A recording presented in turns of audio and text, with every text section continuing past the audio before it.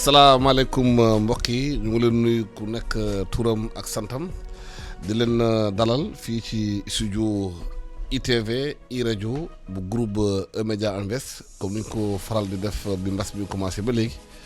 di woo ay nit ci studio yi te xam nga màcc ci maanaam ci crise bi parce que crise bi ñëpp xam nañu du crise bu ndaw fu mu laal daa bëri secteur boo xalaat ci àdduna crise bi laal na ko crise holistique la maanaam crise bi laal na culture laal na économie laal na maanaam culture yi laal na daal dund yëpp fànn bu ñu xalaat daal laal na ko moo tax ñu ñëw tey di waxtaan ak nga xamante ne si xam-xam màcc na ci mbir yooyu di recevoir fii kii di Mamadou Djigo di directeur général agence nationale de l'aménagement du territoire xam nga ne ab réew aménagement territoire daf ci am solo te loolu bokk di xamante ne mooy suqali réew. bokk na tamit Abdoul Alpha Dia moom mooy président association sénégalaise des professionnels de ressources humaines xam ngeen entreprise bu ko yëfi laalee entreprise lu ko yore ressources humaines la maanaam ñi liggéey ci entreprise bi ñoo yore entreprise bi ndaxte bu ñu waxee entreprise d'abord facteur humain capital humain la ñuy wax te loolu crise bi laal na ko parce que gis ngeen entreprise yu bëri ci àdduna tëj nañu ñi nekk ci restauration ñi nekk ci hôtellerie ñi nekk ci yeneen yu bëree bëri liggéeyatuñu gaa parce que nañu confiner nit ñi te entreprise yi bu fekkee ne activité amatul entreprise tamit du mun am ay koppor ba amul koppor tëj lay def am na ñu bëri ñu commencé tëj te loolu nu ñu gérer nañu ci biir naka la ñu organiser wu lu am solo ci mbas bi parce que crise bi moo tax ñu leen nuyu leen naan ñu leen dalal fii ci studio E-Media iRadio ITV ñu démarré ak Abdoul Dia yéen a ngi yore maanaam luy ressources humaines ci entreprise mbas bi bu mu amee am nañu entreprise yu bëri yu réorganisé nu ñu liggéeyee ban jàngat ngeen am ci loolu. alors jërëjëf Alassane peut-être avant tout ma def benn rectification mu ndaw man maay secrétaire général association sénégalaise des professionnels des ressources humaines et non pas le président. Le président Ibrahima Mbaye est en France. dafa nekk France te dañ ko bloqué foofu. mi ngi def lu nekk pour jéem a ñibbisi dafa demoon mission. ñu téye ko foofu. alors effectivement crise bi comme ni nga ko waxee dafa bett ñëpp te lu la bett rek xaw lu mën moo tax entreprise yi ba crise bi ñëwee rek dañoo dajoonteeg ay difficultés yu bëri première difficulté bi ñuy dajoonteel mooy le fait que ñu suspendre activité économique yi et donc naturellement du jour au lendemain ñu jékki-jékki rek ne dañuy arrêter activité économique yi il fallait que entreprise yi réorganiser wu xool naka nañu mënee d'abord sur le plan de l'organisation du travail naka nañu mënee déployer lu ñuy wooyee télétravail ça c'est une des premières solutions nga xam ne jéem nañ ko teg télétravail mooy lan mooy sa salarié yi léegi du ñu ñëwti liggéey ci sa bërëb fi ngeen di nekk mais ku nekk day toog këram walla feneen à distance pour que ngeen di mën a liggéey à distance deuxième mesure bi entreprise yi jël mooy effectivement malheureusement réduction du personnel et loolu nag mooy véritable problème bi parce que su fekkee da nga jékki-jékki activités yi nga doon def par exemple entreprise comme ni ñu ko waxee restauration hôtellerie et cetera amatul client entreprise bi soo amatul ay revenus mënatul denc salariés yi donc dañuy jël ay dispositions maintenant ça dépend du secteur d'activité yi ak entreprise yi am na ñi nga xam ni ils ont été obligés arrêter carrément seen salariés am na ñi nga xam ni mën nañ leen teg en chômage technique lu ñu wooyee chômage technique mooy lan mooy dañ lay arrêté loo liggéey mais doo perte sa liggéey waaye duñ la fayati ça dépend des négociations yi ngay war a mën a am ak syndicats yi nekk ci entreprise bi ak inspection du travail am na ay entreprises nga xam ni et loolu gisuma ko dans les mesures nga xam ni on pourra dañ si mën a waxtaan bu ci kaname mooy le chômage partiel aussi chômage partiel mooy que nit ki du arrêté liggéey waaye da ngay wàññi temps de travail am si entreprise bi fa mu doon liggéeyee 8 heures par jour xëy na 4 heures la fay def fu mu fa doon defee une semaine xëy na mu def fa 2 ou 3 jours donc solution yooyu yëpp la entreprise yi imaginer am na yeneen xëy na nañ ci ñëw bu ci kanamee pour pouvoir réagir à la crise de façon à ce que su jeexee ñu mën reprendre assez normalement seeni activité ba mu Djigo bu crise bu mel ni amee ci àdduna dañuy xalaat de fi la ñu mën a nattee réew mi ni muy organiser wu maanaam nu muy dundalee njabootam nu muy déployer activité bi yooyu ci les aménagements du territoire am solo est-ce que Sénégal yaakaar nañu bindoo ak nañu toogee ak jafe-jafe yam aménagement territoire bi mun na indi maanaam solution ci jafe-jafe ci crise bi. Alassane maa ngi lay remercier bu baax a baax ci invitation bi di profiter ci occasion bi di leen jàlle parce que am ngeen fi technicien bu fi génn àdduna. ñu koy ñaanal yàlla xare ko àjjana. amiin yaa rabbi. di leen waxal ne réew pour mu dem kanam pour mu développer wu il faut que mu organiser wu. te organisation boobu noonu loolu mooy aménagement du territoire te organisation boobu noonu nag fi ñu koy gën a wéer bu njëkk ba ñu njëkkoon a créer aménagement du territoire dañ ko créer woon ci wàllu sécurité ñu dem ba xam ne sécurité kese rek day am ay manquements yu bari ñu ne léegi au lieu que sécurité bi di nekkati capitaine u aménagement du territoire organisation spatiale bi nañu def que économie bi mu nekk capitaine bi maintenant. économie bi nag su doxee. agriculture bi day dox gestion ndox bi dox école bi dox sécurité bi dox santé bi dox social bi dox ñu organiser ko noonu mu ngi mel ni équipe de football rek soo koy xaymaa noonu maintenant nag état tamit moom mooy première entreprise en fait état en réalité entreprise la état aussi am na ce qu'on appelle des ressources humaines. ces ressources humaines yooyu noonu mooy ñun li ñuy wax souvent les acteurs territoriaux acteurs yooyu nag dañuy bëri te acteur bu nekk dina am wàll bu muy dox te du ñu bokk li ñuy def mais kenn mënul dem sans keneen ki ce qui fait que day am lu ñu naan une cohérence systémique en fait parce que ndox su amul tey mbay mi du am jur gi di am. te comme ni ma ko doon waxee sànq état moo njëkk a nekk entreprise état dafa yor ñetti pàcc en réalité état moom mooy yor li ñu naan tout ce qui est régalien moo am légitimité ci yëpp moo am compétence ci yëpp mais des fois day jël benn partie de par la décentralisation mu jël ko mu jox ko li ñu naan les collectivités territoriales. collectivité territoriale yooyu tamit mun naa joxe suñu duggee ba ci biir parce que bi Covid bi amee décision yi président jël man ma ci profité di ko féliciter bu baax a baax di ko saluer parce que mosoon nañ ci échange man ak yow ci étudiants yi nekkoon en Chine yi bëggoon ñibbisi mënuñu woon ñibbisi man leen. Décision bu courageuse bu mel nii bu intelligente boo xam ne c'est pour protéger à la fois sénégalais yi nekk biir Sénégal ak yi nekk fële na la c'est parce que moom anticiper woon na bu baax xam na léegi nag maa ngi doon wax sànq ne état ñetti mbir lay yore mooy moom yëpp mooy gérer yëpp de par la décentralisation mu jël mu jox collectivité territoriale yi mu ne leen organiser wu leen. lii dénk naa leen ko lii dénk naa leen ko lii dénk naa leen ko xool leen yéen li ngeen yor ci seen ressource ci seen i nit ngeen organiser seen développement autour de ça des fois yeneen yi moom mu jël ko mu gérer ko boppam comme mun nañu wax wàllu sécurité yeneen ak yeneen mais mun na ñëw aussi de par la suppléance mu ne kat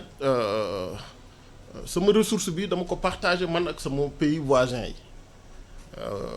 ñu jël ko dénk ko beneen organisme boo xam ne moom moo koy gérer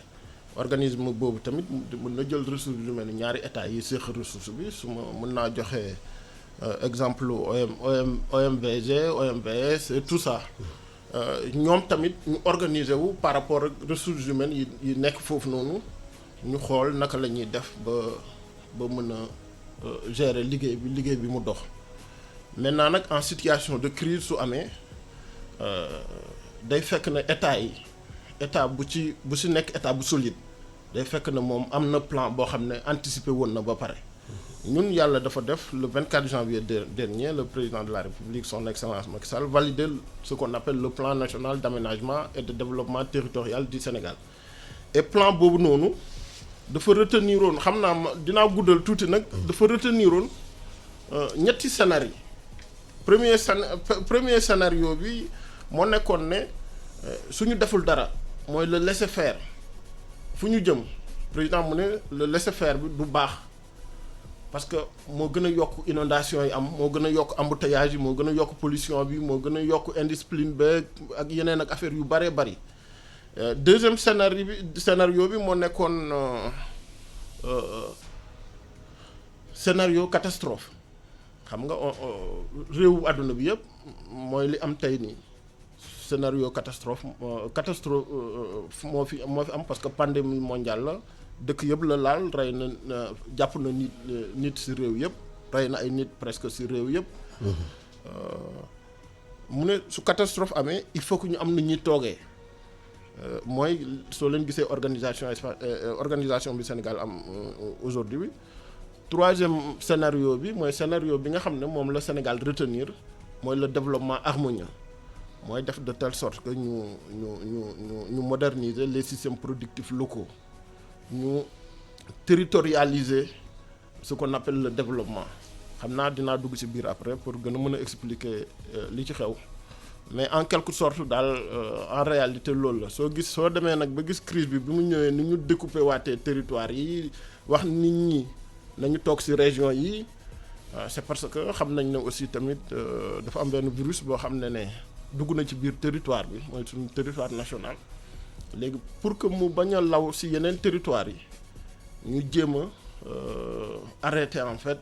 mooy dem beeg dëkk bi nga xam ne loolu aussi tamit ci gestion wu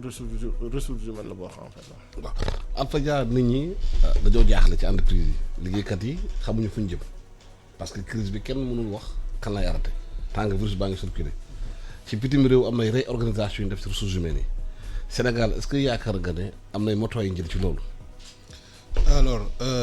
lu wóor moo di que ñëpp d'accord nañ ci àdduna bi yëpp mooy crise bi suñ ci xasee ba génn àdduna bi du melati comme ni mu meloon donc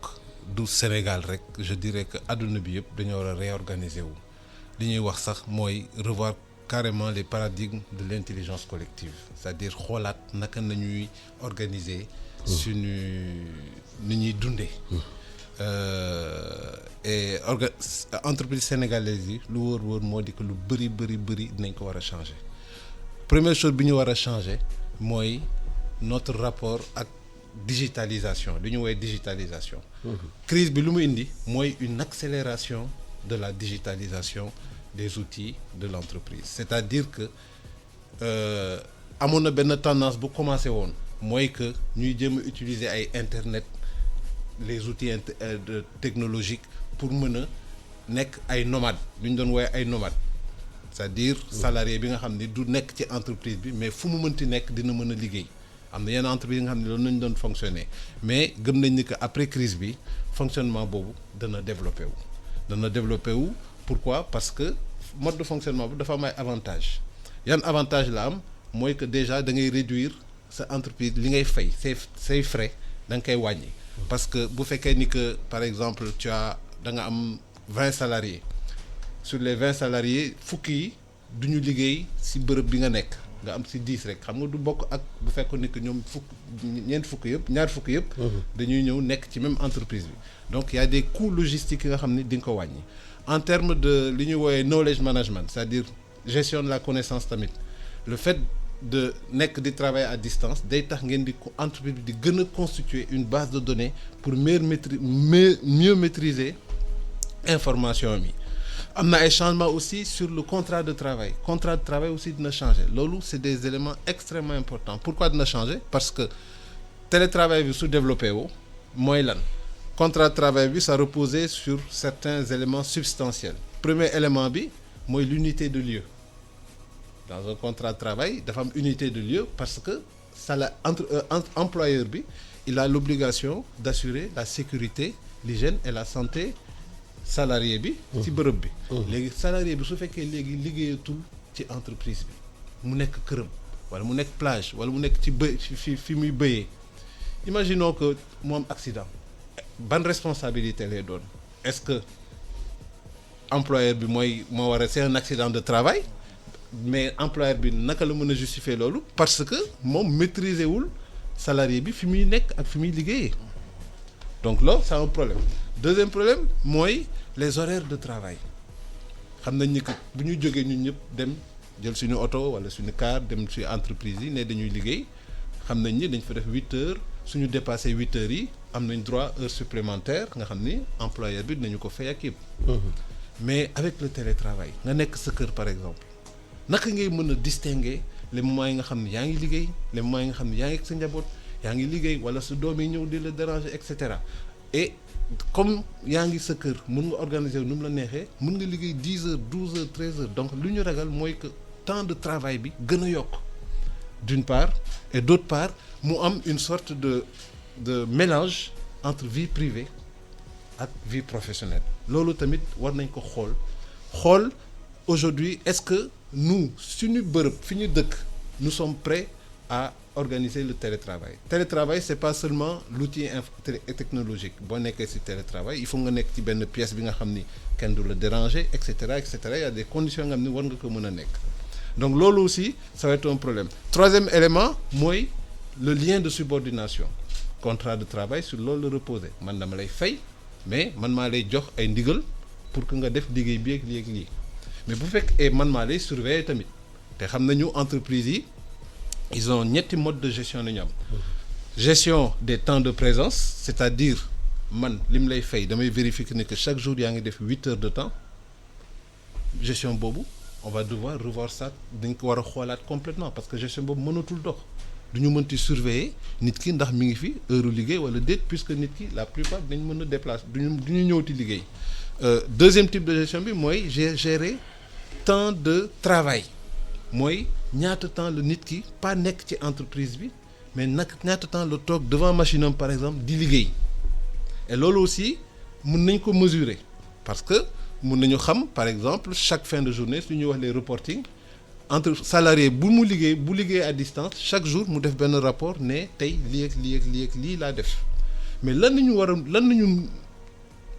li nga xam ne duñ ko mën a mesurer mooy gestion de la productivité effective parce que nit ki mën na ñëw liggéey 6 heures du matin jóge 22 heures waaye mun na bañ nekk productif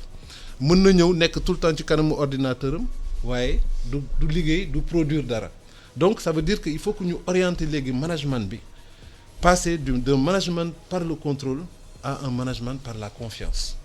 parce que nit ki nga xam ne maîtriser tuloo lu muy def maîtriser wuloo temps am la seule chose bi nga xam ne boo bëggee seen liggéey dox il faut que nga développer une certaine confiance ci moom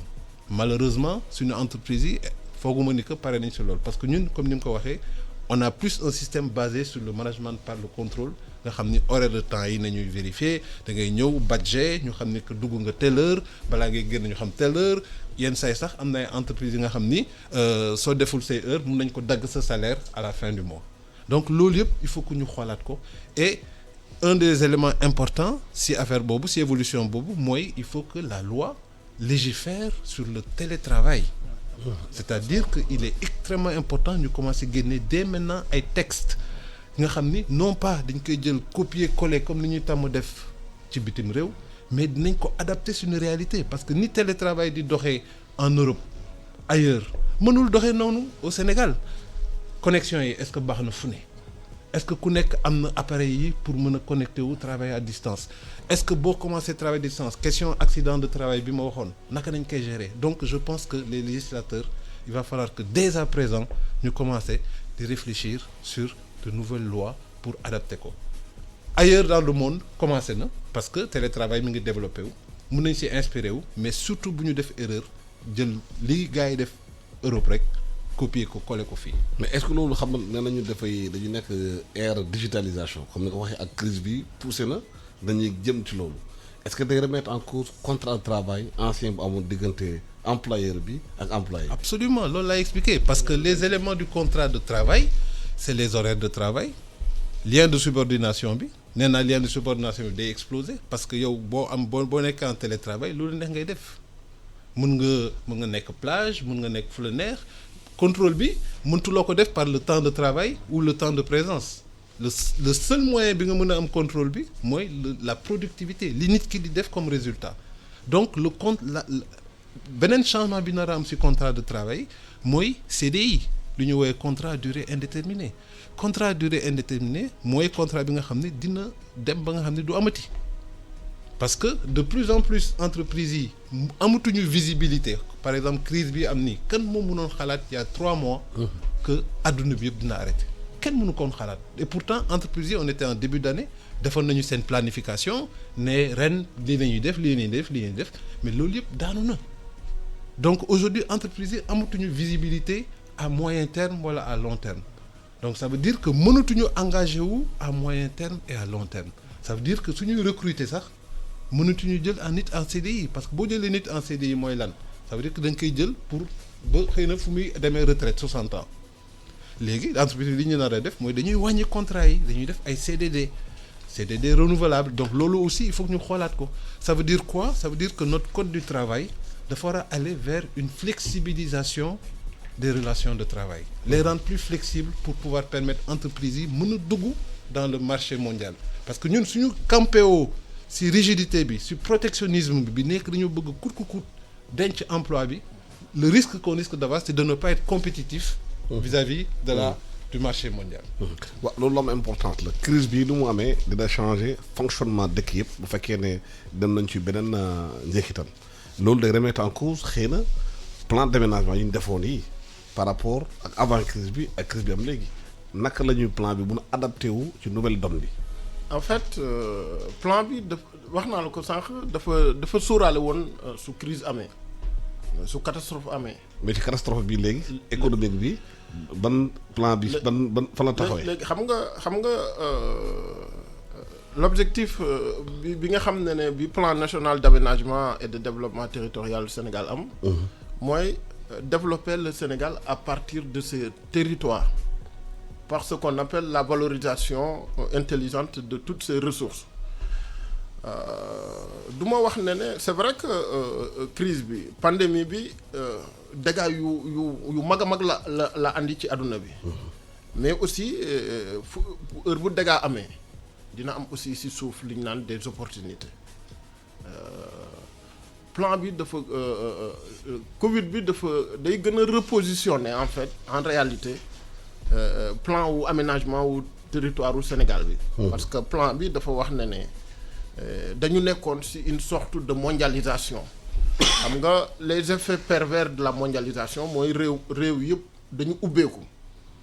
looloo tax sax virus bi dugg ci biir réew yëpp parce que su réew yëpp ubbeekuwul woon virus bi du woon am possibilité dugg ci biir réew yëpp ba fay def dégâts yu mu def nii maintenant nag comme ñun dañu waxoon ne am nañ fu ñu bayee ceeb sénégalais yi dañuy consommer ceeb nañu yokk mbayu ceeb bi pour que d'ici 2035 les 10 millions de Sénégalais de plus ak 16 millions yu ñu am yi muy à peu près 25 à 26 millions yi ñu mun leen dundal nga xam ne crise su amee ñeneen ñi tëj seen frontières yi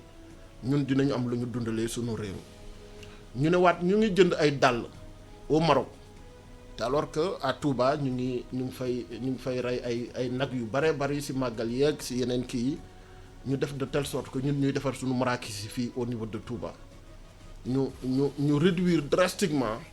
suñu déficitu balance commerciale bi xam nga suñu balance commerciale bi nekk na loo xam ne daf ñuy sonal bu baax a baax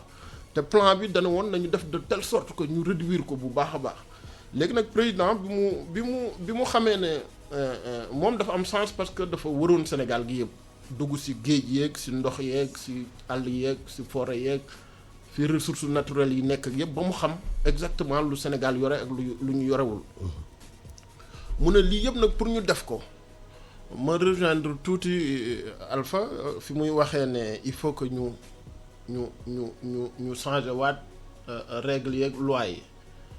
pour entreprise yi président mu comprendre ne suñu système productif local comme par exemple nga dem ci région bu nekk am na noo xam ne loolu wala dëkk bu nekk loolu nga xam ne moom moo yore dëkk ba muy ce qu'on appelle les entreprises système productif local bi nag malheureusement dafa tendance bi gën a rëy mooy tendance su traditionnelle bi en fait tendance su ngeen baal ma ci terme bi un peu archaïsme bi parfois parce que da ngay gis koo xam ne mu ngi yore benn entreprise depuis 1960 innovation yi ci waroon a am yëpp amu ko ci entreprise bi des fois day rester familial benn menuisier papa ji mooy nekk menuisier di defar ay banc di defar yenn lal yi mu xëy génn àdduna doom ji jël ko waaye la su ko bàyyee apprenti yi jël ko modernisation ba liñ ci waroon a def yëpp defuñu ko si. loolu moom mooy même sunu pêcheurs yi. noonu la sunu agriculteurs yi noonu la sunu menuisiers yi noonu la sunu ñeneen ñëpp ñooñu nag tey soo leen jëloon tey nga bëgg leen def loolu télétravail day compliqué maintenant nag ak mondial ak kii bi ak Covid bi am nii réorganisation boobu noonu dina suivre processus bi. de façon en fait mu yéeg nànk-nànk ba nga xam ne accélérer processus bi parce que fa la ñu war a jëm parce que xam nga monde bi dafa nekk foo xam ne yow sooy def 2 jours ou 3 jours pour defar benn dàll àngaay chinois bi fi mu dëkk moom si 10 secondes yi mën na defar 1000 dàll su ko defee moom yow soo bëggee jaayee sa dàll bi 3000 francs moom su ko neexee mu ñëw jël dàllam bi jaayee ko fi 100 francs qualité bi du même su qualité bi baaxul nit ñi moom la ñuy jëlee tout ça maintenant nag loolu yëpp organisation espace bi moo ko waral état nag dafa am loo xam ne daf ko jël mu dénk ko boppam yeneen yi mu jël ko mu dénk ko secteur privé bi parce que ak lu ñu mënti wax secteur privé bi état bi la bokk moom moo ko moom léegi nag entreprise yi nekk foofu noonu dañu soxla modernisation dañu soxla formation surtout dañu soxla aussi xam li nekk ci biti xam marché yi xam comment ça marche et tout ça plan national d'aménagement et de développement territorial du Sénégal dafa anticiper ci affaire yooyu yëpp dañu cartographier toutes les ressources de ce pays que muy ressources naturelles yi di ressources cognitives yi di ressources yi nga xam ne sax kenn gisagu leen ñu ne lii yëpp nañ ko jël ñu defar ko de telle sorte que capitaine bi su demee muy économie bi dinañu mën a protéger de façon intelligente Sénégal par rapport ak ni monde bi di doxee. waaw fu ñu toll tembe crise bi wane na Sénégal amagul moyen dundal réewam gaa am na suuf am na ndox am na lépp waaye dafa dépendre ci importation ceeb bi surtout ay Thaïlande ay Inde ay Vietnam tey plan bi ngeen defar crise bi nee na kat na jonn te il faut que nit ñi dund te xamuñu crise bi bu poursuivre bu demee ba continuer est-ce que waa Thaïlande waa Inde waa duñ tëj ci di frontière te bu nga tëjee exportation mu importation dootul abati naka la ñuy def. ci moment boobu léegi nag mooy li ma doon wax xam nga ndox bi mu ngi fi suuf bi mu ngi fi. ak lu ñu mënti demee tamit même fekkee ne formation bi des na tuuti président dana woon département bu nekk nañ fa def benn centre de formation boo xam ne dafa adapté ak ressources li ñooñu am man damay faral di wax ne c'est vrai que habitué nañ ñuy lekk ceeb bu bëri suñ ko doon jël en terme de ratio mënuñu wax tey ne Sénégal moo ëpp lu muy lekk ceeb ci àdduna bi mais suñu jëloon population bi ni ñuy lekkee ceeb jël yeneen population yi def ko en terme de ratio dinañ xam ne Sénégal ci premier pays yi lekk ceeb la bokk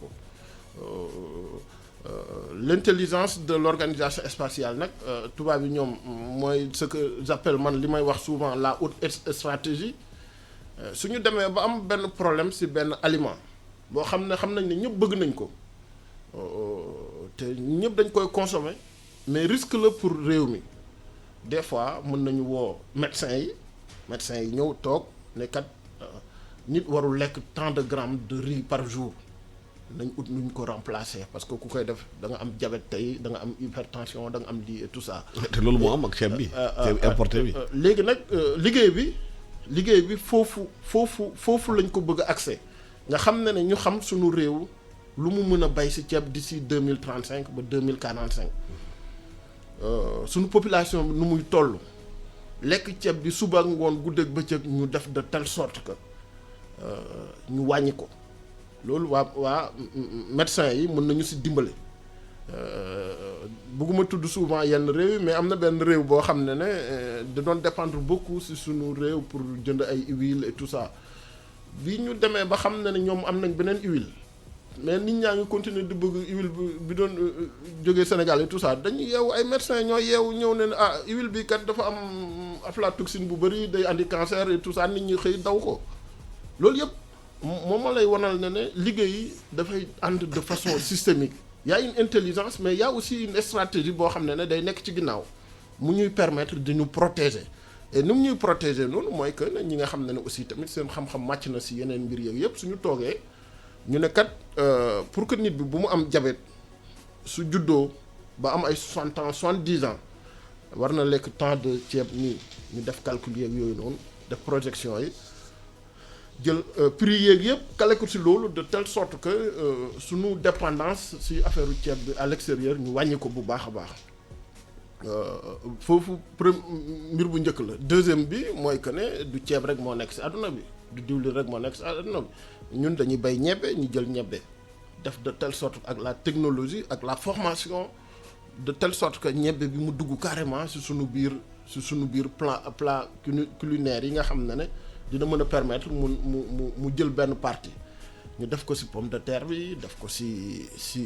yeneen yi manioc baa ngi fi mboq baa ngi fi maïs baa ngi fi yëpp yi nga xam ne dañ koy kii ñu calculer ko de telle sorte que Sénégal fépp fu mu munti dem li koy dundal daf koy gunge. xam nga maa ngi ko doon wax benn jour je pense que sa émission laa ko doon waxee sax maa ngi doon wax ne ki lay jaay lekk defal le tout ba bu mu la jaay garab. wala ki lay jaay garab defal le tout ba bu mu la jaay lekk parce que su demee ba lay jaay garab di la jaay lekk su ko neexee mu feebar loola su ko neexee par la stratégie aussi ou la géostratégie ou la géopolitique su ko neexee mu téye la aussi. loolu moo am tey ci réew bi.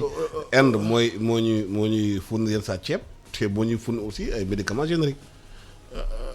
waaw bugguma créer ay waaw non c'est la réalité.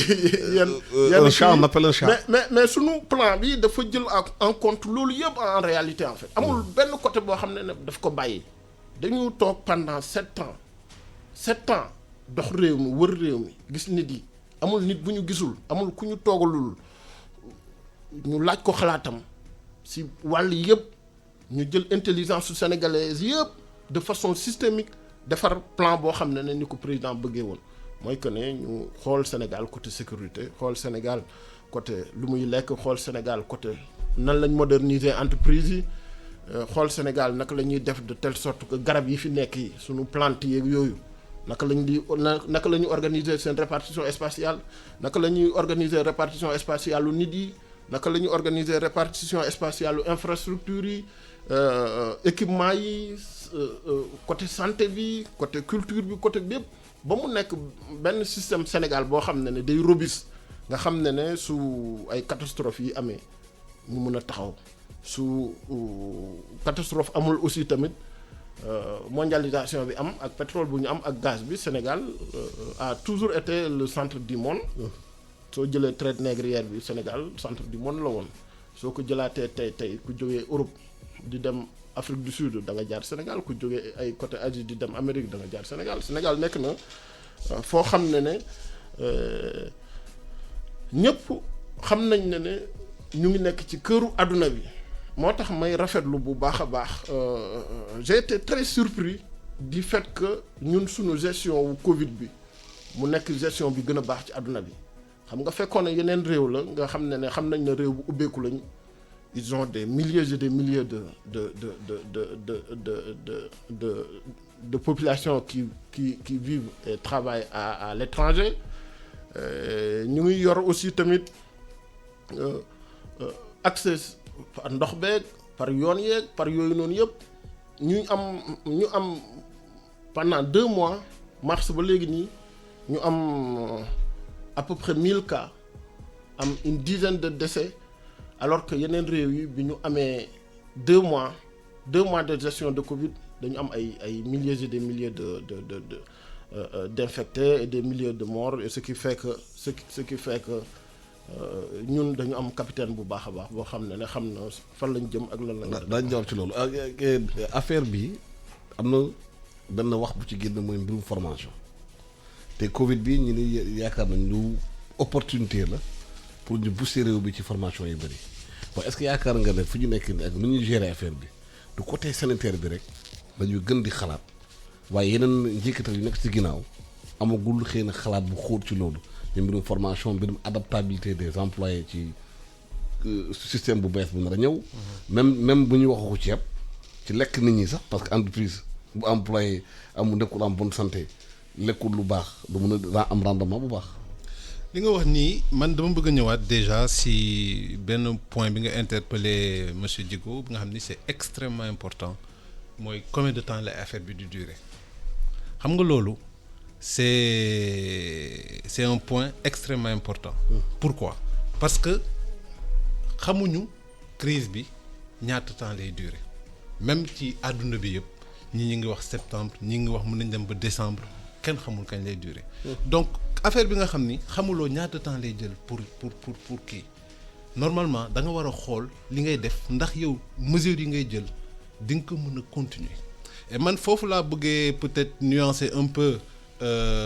ñun naka nañ ko kii c'est vrai que au début affaire bi daf ñu bett.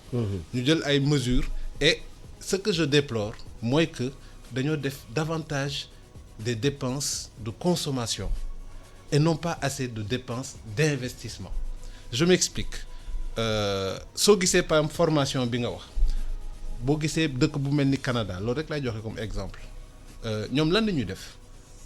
état bi au lieu que ñu jël xaalis di ko joxe ci des dépenses de consommation dañoo nekk entreprise bi nga xam ni day profiter ci crise bi pour former ses salariés ñun état bi fonds bi ñu mobiliser pour xeex contre Covid dinañ financer formation yooyu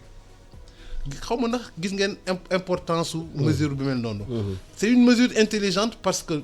actuellement crise bi dafa wàññi activité salariés yi donc salariés yi liggéeyatuñu te d'une part d'autre part entreprises yi am nañu budget plan de formation chaque année dañuy def benn budget ne que cette année dañ def 40 millions wala 50 millions ci formation dañ former tant de salariés dañ leen former ci management ci comptabilité et cetera budgétiser nañ ko léegi mu am crise bi état bi imagine toi ñu ñëwoon nekk entreprise buy profiter ci moment bi puisque salariés mi liggéeyatuñu te am na aujourd'hui lu ñuy wooyee le e-learning c'est-à-dire la formation à distance soxlatu leen nekk dans un même lieu état bi mënoon na ne man je prends par exemple si 1000 milliards yu ñu am je prends 10 milliards et je mets ça dans le renforcement des capacités des salariés pour que bu crise bi jeexee ñu am ay salariés yu gën a xarañ. moom muy fonctionnaire yi muy entreprise yi. entreprise yi par exemple entreprise bu nekk moi par exemple j'ai 10 salariés il y a 5 nga xam ni mënuñu liggéey. 5 yooyu comme liggéeyuñu man dama leen di former mais état bi na jël en charge formation boobu. Par exemple beneen mesure bi nga xam ne mën nañu ko jël c'est tout ce qui est les éléments de réorganisation. Aujourd'hui activités yi arrêté na Canada pareil entreprise bu décider ne day def réorganisation restructuration par exemple entreprise bu nekk informelle bu nekk par moom dafa bëgg formaliser wu en créant un statut juridique ak yooyu mais état bi mën na jël en charge loolu avec ce truc là plutôt que di jël ay mesures yi nga xam ni xam nañ ni xel. su crise bi continuer duñ ko mën a continuer par exemple li ñuy distribution ceeb bi ñuy def. da du mun nag. mënul continuer quand on prend par exemple le cas des masques ñu xool aujourd'hui Sénégal masques yi nu mu bëree comment les gens ont réussi spontanément def ay masques état bi mënoon na ne par exemple comme ni ñu koy defee je prends un montant et je dis que n'importe quel Sénégal je définis des normes ay normes pour construction masque parce que masque aujourd'hui ñëpp a ngi def ay masques mais est-ce que ça répond aux normes parce que c'est complètement sauvage mais état bi mënoon na ne ok moi je prends 10 milliards je dis que n'importe quel Sénégalais qui produit des masques selon ces normes-là avec l'aménagement du territoire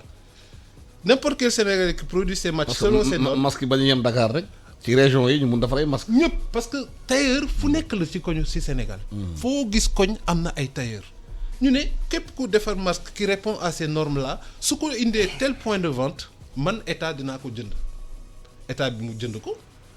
en s'appuyant sur l'aménagement du territoire redispatcher masques yi 10 milliards par exemple soo si defee masque à 500 francs tu as 20 millions de masques 20 millions de masques on peut distribuer à chaque Sénégalais bu nekk un masque lavable 6 fois avec qui respectera les normes alors que aujourd'hui da ngay gis ku nekk ñu ngi créer normes te capitaliser ñu ko et ça c'était une façon intelligente pour man de lutter xam naa ne ñu ngi siy dem de lutter contre et la maladie et le plan économique mais j'ai l'impression que dañoo jël quand même une certaine partie des dépenses def ko dans des dépenses de consommation par exemple jël 15 000 francs dugal ko ci électricité benn nit mën nga ko def 1 mois 2 mois mais crise bi kenn xamul kañ lay jeex. Donc pourquoi par exemple mun ñu jël une bonne partie de l'argent par exemple investir ko dans la santé par exemple une université de la médecine Sénégal c'est un pays bi nga xam ni y en a des étudiants marocains les étudiants maghrébins fii nañu ñëw di jàngee étudiants africains fii nañu jàngee médecine mais on aurait pu dire ci xaalis bi dañuy en profiter ne on va créer benn université de la médecine où il y aura de la recherche sur tout ce qui concerne les pandémies les épidémies etc. Tout ça pour dire que aujourd'hui j'ai l'impression que quand même on a eu plus benn réaction de stratégie défensive que de stratégie offensive. mais am na aussi benn wax ci biir waxtaan bi mooy mbirum formation bi xam nga léegi digitalisation bi commencé na télétravail bi muy commencé fonctionnaires yi xam ñu ne cœur de l'état ñoo war a fonctionner état bi ñoom ñu si gën a bëri xëy na soxla nañu formation boobu pour ñu gën a dématérialiser liggéeyu état bi moo gën a gaaw parce que gis nañu président de la république conseil des ministres da koy defee vidéoconférence gis nañu UEMOA dañuy def vidéoconférence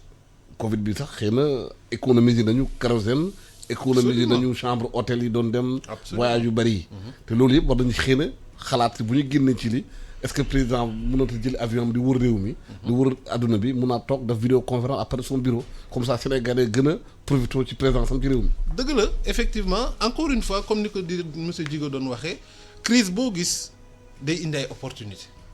aujourd'hui crise bi am na lu mu ñu jàngal mooy que ni ñu doon doxalee mën nañ ko améliorer ni ñu doon yàqee mën nañ ko wàññi aujourd'hui adduna bi yëpp diminuer na activité am gis nañu bienfait yu mu def même ci adduna bi ci nature bi gis nañu que am na ay gains yi nga xam ne mën nañ ko def gis nañu que soxlawuñu de consommer autant pétrole carburant et cetera donc mais je pense que administration sénégalaise man si li ma si jot a xam notamment au ministère de l'éducation nationale santé ils ont déjà pris les devants parce que aujourd'hui il existe des dispositifs digitaux ils ont mis en place des logiciels qui permettent parce que ñoom seen avantage du télétravail bi nar a am mooy que c'est des administrations qui sont sur tout le territoire qui ont des effectifs pléthoriques ay effectifs yu bëri ay 60 par exemple éducation nationale il y a 70 000 personnes donc mode de travail bi nga xam ne day nekk télétravail formation à distance yi nga xam ne on va les mettre en place li ñuy wooyee les plateformes de formation en e-learning c'est des choses yi nga xam ni il va falloir que ñu dem si parce que comme ni nga ko waxee ça va nous permettre de réduire drastiquement les coûts du amati ay per diem pour dem mission du amati ay frais logistiques du amati ay frais pour fay ay consultants sax. ay séminaires yu bëri. ay consultants yi nga xam ne chaque fois da nga war a fay billet d'avion mu jóge Europe et cetera boo xasee ba def cours bi en ligne benn yoon mën nga ko dupliquer plusieurs fois et cetera donc il y a que des avantages li ñuy woowee virtualisation de ces relations de la digitalisation. est-ce que du foofu la digitalisation bi am solo ci plan d'aménagement bi pour que fonctionnaires yi au lieu ñuy jógee Tambacounda ñëw Dakar ay séminaire dugg ci hôtel yi per diem yi kërëb bu ñu amoon internet bi partout ci réew mi ñu connecté ñëpp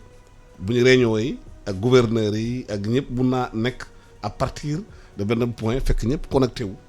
ñu xool ñu mën a liggéey ci loolu. mais loolu point essentiel la sax ci plan national d'aménagement et de développement territorial du Sénégal parce qu'en fait y a l'aménagement numérique du territoire te yemul rek ci wàllu liggéey bi ñun dañu dem ba wax ne lépp lu ñuy defati ci biir Sénégal ci biir réew mi avec des outils mën nañ ko mesurer fu ñu toog comme par exemple yow sa téléphone mën nañu def de telle sorte que soo bëggee xam population bu Kédougou ñaata la ci plan bi ci cartographie yi ñu def yi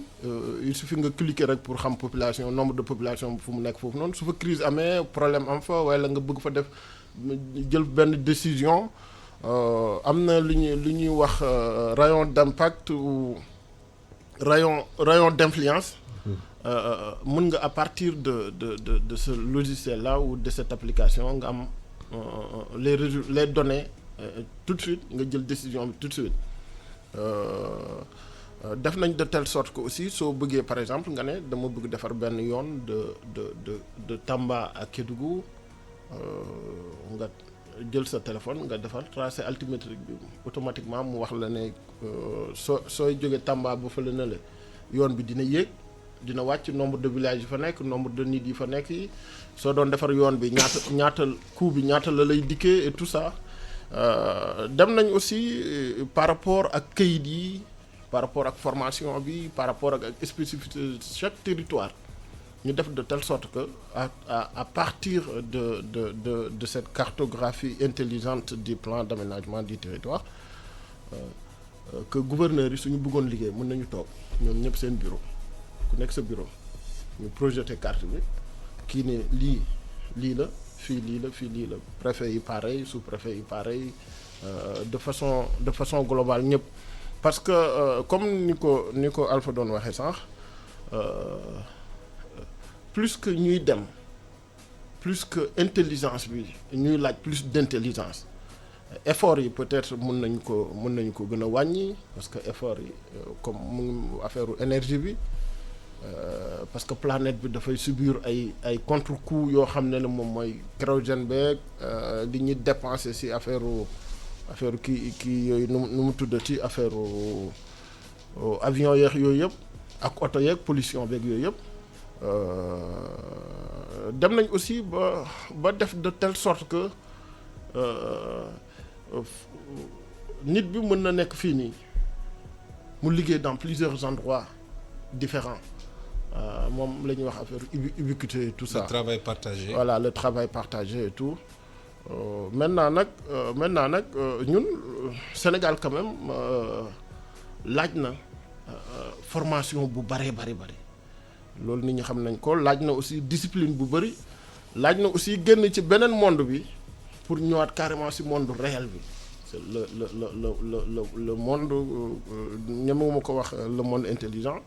mais le monde des sciences en réalité en fait dinañ dem ba ci kanam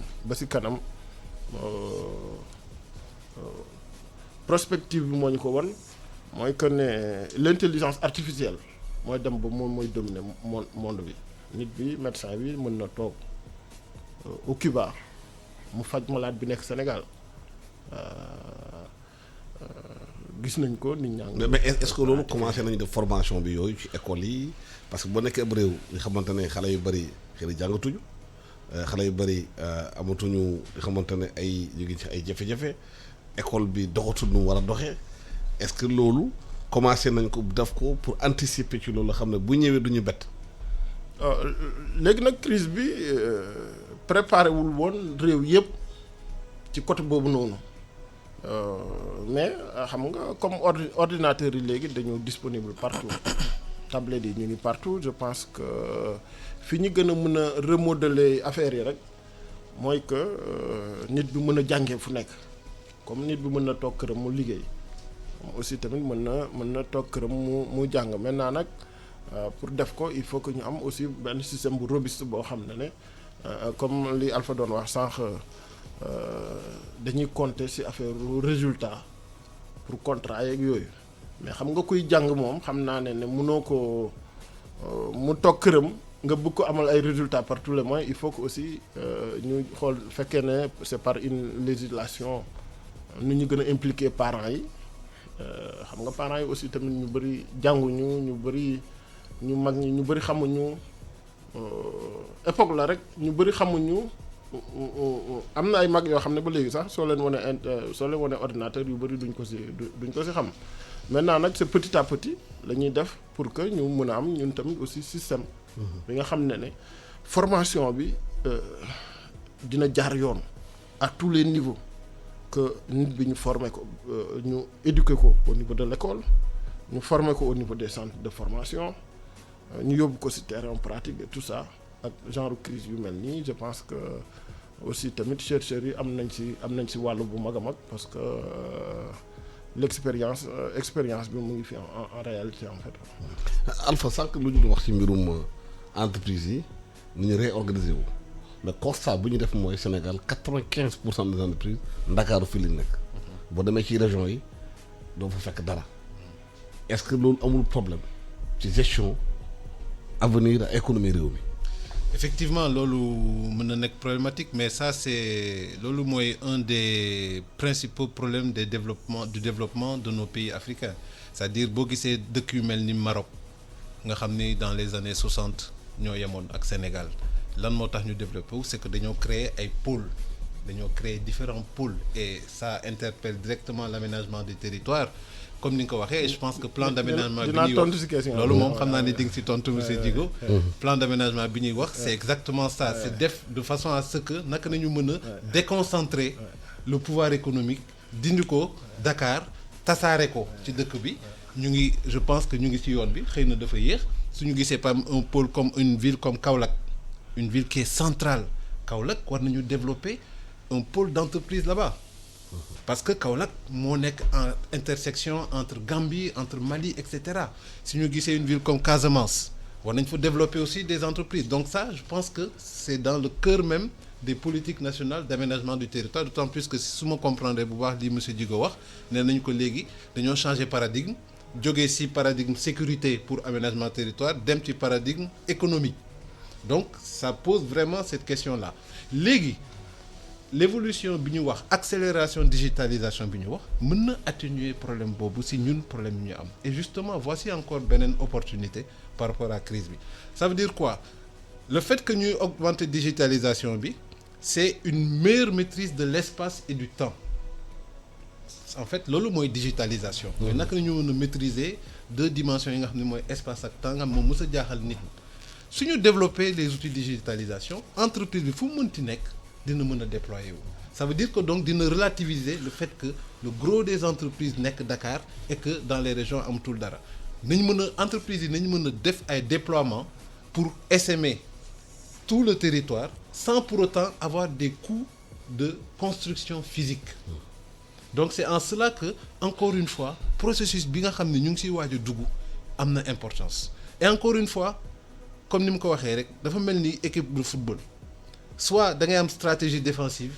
c'est-à-dire que yow da ngay toog sa camp bàyyi affaire bi su ñëwee nga xool naka nga koy défendre pour bañ encaisser war nga am stratégie offensive et man je suis davantage pour cette stratégie offensive mooy lan mooy comme niñ ko comme boo gisee yenn àdduna yi nga xam ni n'importe quel nit lu ñu wooyee le droit à la formation nga xam ne formation du nekk ci benn luxe bi nga xam ni entreprise bi daf la koy may wala du la ko may day nekk affaire bi nga xam ni droit la par exemple dans certains pays il y a des pays ce que ñu woowe le DIF le droit individuel à la formation en France entre salarié bu nekk il a entreprise bi l'État a l'obligation de lui donner un certain nombre d'heures de formation je pense que sur le plan légal war nañu faire évoluer suñu législature suñu code du travail pour pouvoir vraiment adapter léegi suñu code du travail au nouvel environnement. waaw parce que mbas mi dafa wone affaire yu bëri dafa gën accentuer xëy na yenn manquement yi dañu constater pratiquement tous les jeunes yu nekkoon ci région yi dañ ñëw Dakar toog dawal saret di dawal pousse-pousse di wut lu ñu dundee def ay ambulants yooyu. bàyyi territoire yi ci biir mu vide. ay paa fa des ak ay maire ñoo fa des te ci mbas mi ñu ngi dem xëy na feeg ñaari ñetti weer ci hivernage. war nañu mën a béy te xale yaa ngi toog Dakar est-ce que rééquilibrer loolu investir ci région yi gën fa dafay entreprise xale yi toog fa liggéey fa nekk ci mbéy mi nekk ci yeneen activités yi est-ce que loolu moo tax réew mi génn ci jafe-jafe yi mu nekk. mooy li ma doon wax mooy anticipation bi mooy naka nañu mën a mettre en place un système bi nga xam ne non seulement mën nañu xeex contre mbas mi mais en même temps redynamiser suñu économie ça veut dire quoi par exemple suñu jëloon ci 1000 milliards yi ñu ne dañuy jël construire hôpital dans chaque région xam nga ni loolu nañ rebooster le BTP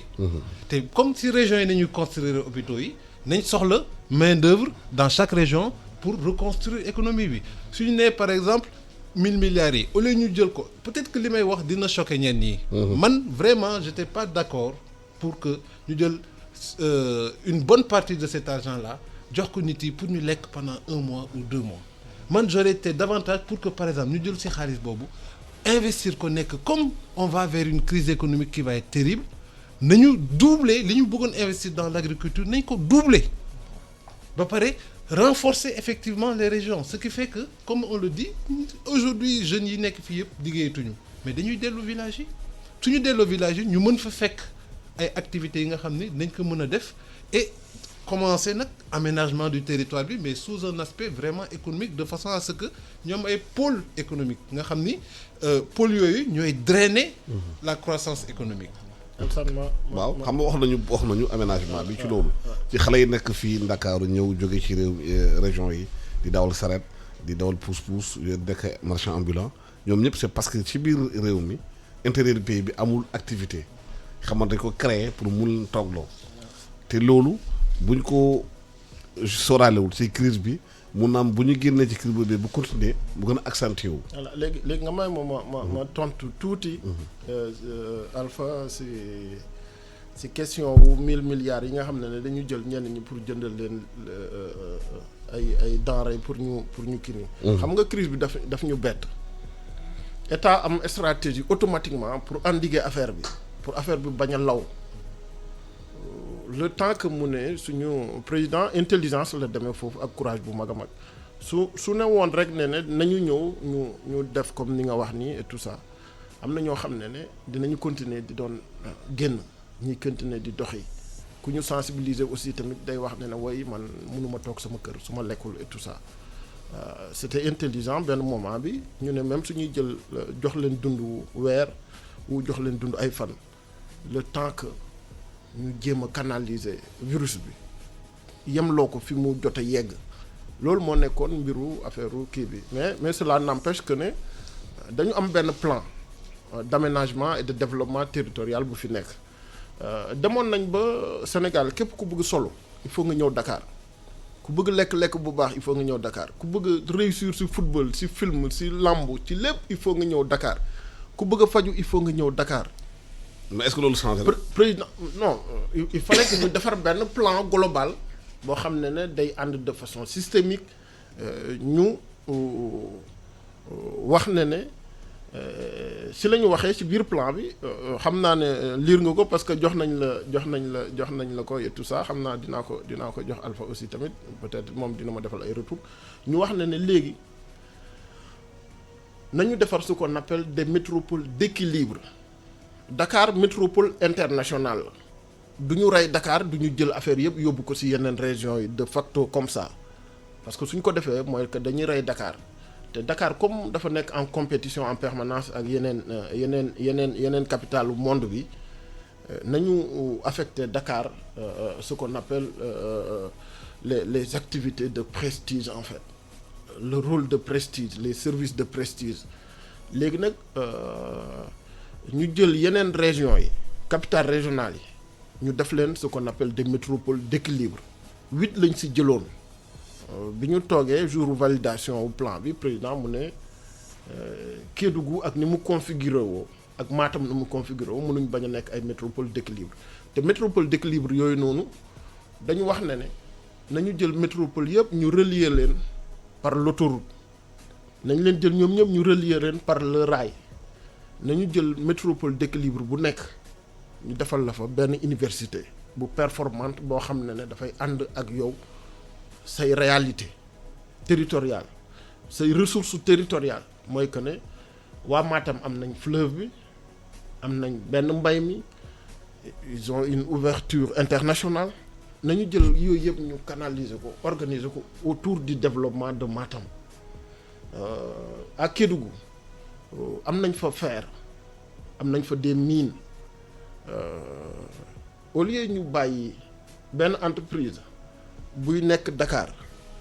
di exploiter feru Kédougou bi wala minu Kédougou wala marbre Kédougou wala ndoxu Kédougou ñëw créer usine bi à Dakar mais nañu def de telle sorte que ni ñu organiser woo ni ñu xoolee ba compagnie sucrière sénégalaise porte le développement de Richard Toll. La station balnéaire de Saly porte le développement fulgurant de Mbour nañ ko def au niveau de ces métropoles d'équilibre yooyu noonu mooy Kaolack mooy Mbacké Touba mooy Saint-Louis ak le gaz et tout ça dëkk bu nekk bu mag bu nekk ñu jël sa ressource principale exploiter ko boole ko ak formation bi boole ko ak réseau bi nga am de telle sorte que 10 métropoles d'équilibre yi ñuy am yi au lieu ñuy dem en compétition di xeex ñoom seen biir mais dañuy nekk en complémentarité Tamba ak Kédougou suñu amee ay mines ak yooyu ñu def seen développement autour des mines autant pour moi suñu demee ñu am problème mu par exemple beneen ressource bu ñu amul ay jën par exemple ñu ne jën kat peut-être région de Thiès région bu rëy la nañu coopérer ak moom côté boobu noonu Thiès mooy fournir jën ñun ñooy fournir ay Pontak ay Kuloog ay yeneen affaires yëpp ñoo koy fournir yeneen région am na complémentarité boobu noonu pour loolu la aussi un plan da nga koy tracer nga rëdd ko nga bind ko nga cartographier yëpp nga ne 2020 lañ nekk lii ak lii la ñuy def pour atteindre lii 2021 lii ak lii la ñuy def pour atteindre lii ba 2035 bi suñu paree ñu def évaluation ou ci diggante bi ñuy def ay évaluation à mi-parcours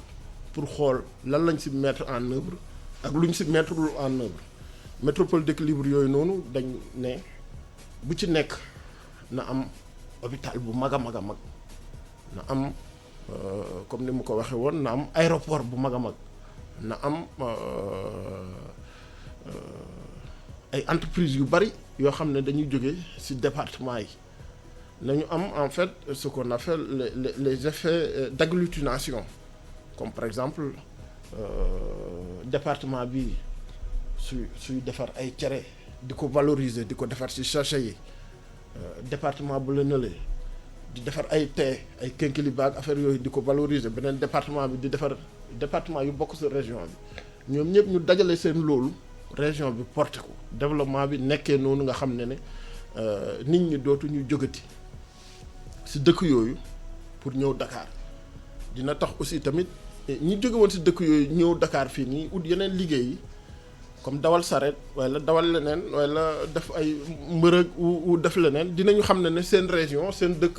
am na genre entreprise yi nii ñoom dañuy delluwaat def nañ sax calcul beeg yëpp ñi war a dellu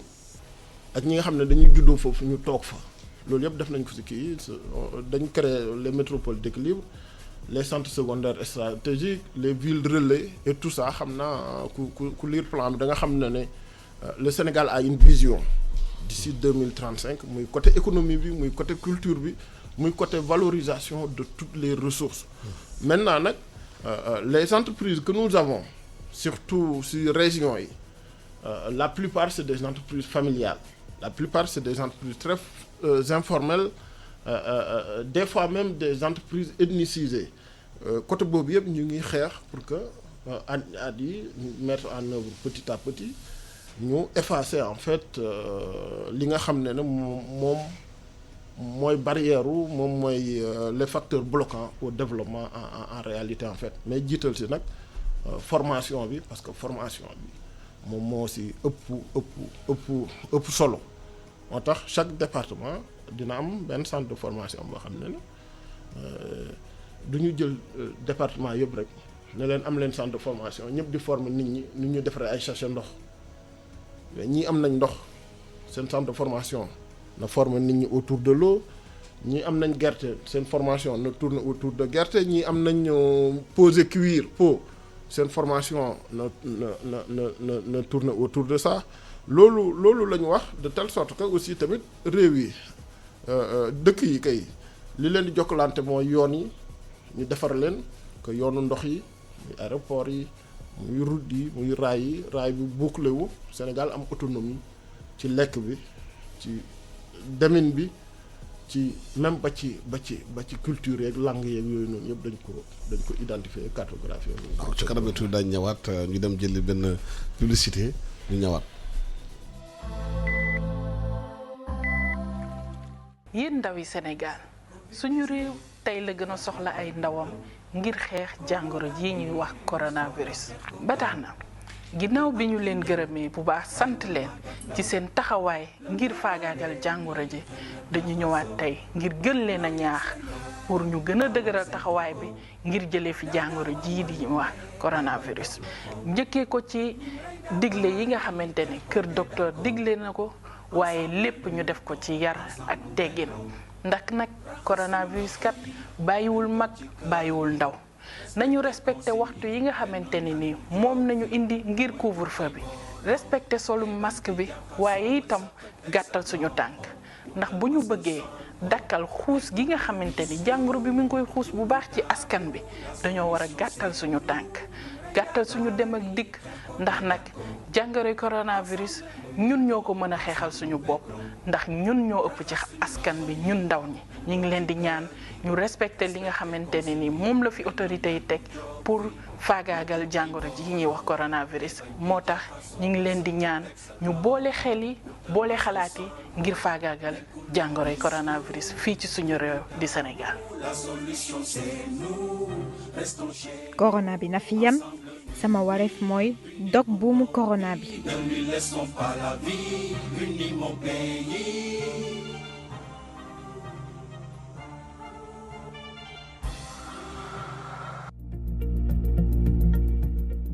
ngir fagaru ci feebaru coronavirus bi nañuy raxas suñu loxo ak ndox ak saabu saa su ne wala di jëfandikoo alcogel ci bërëb bu amul ndox ak saabu di sëqat ak di tisooli ci biir conc loxo bi wala ci mouchoir te boo ci paree nga def ko ci biir mbalit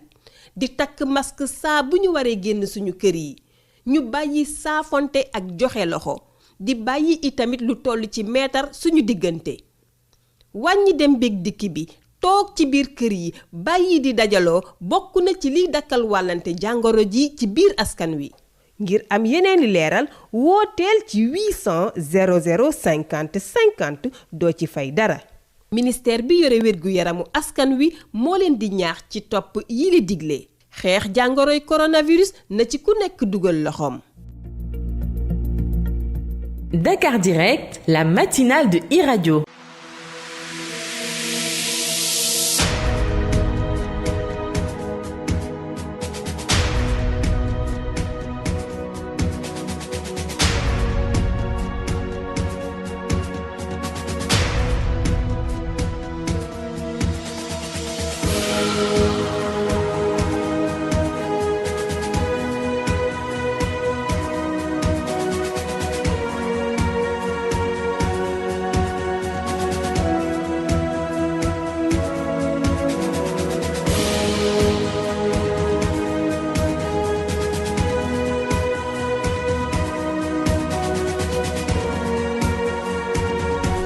jërëjëf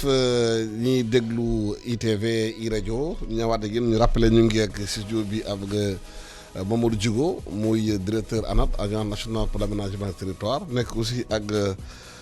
Alpha Dia xamante ne moom mooy secrétaire général nga xamante ne dañuy réelal lépp ressources humaines ñu dem jëli suñu beneen xarit bu nekk ci ligne bi Matar Dabo mooy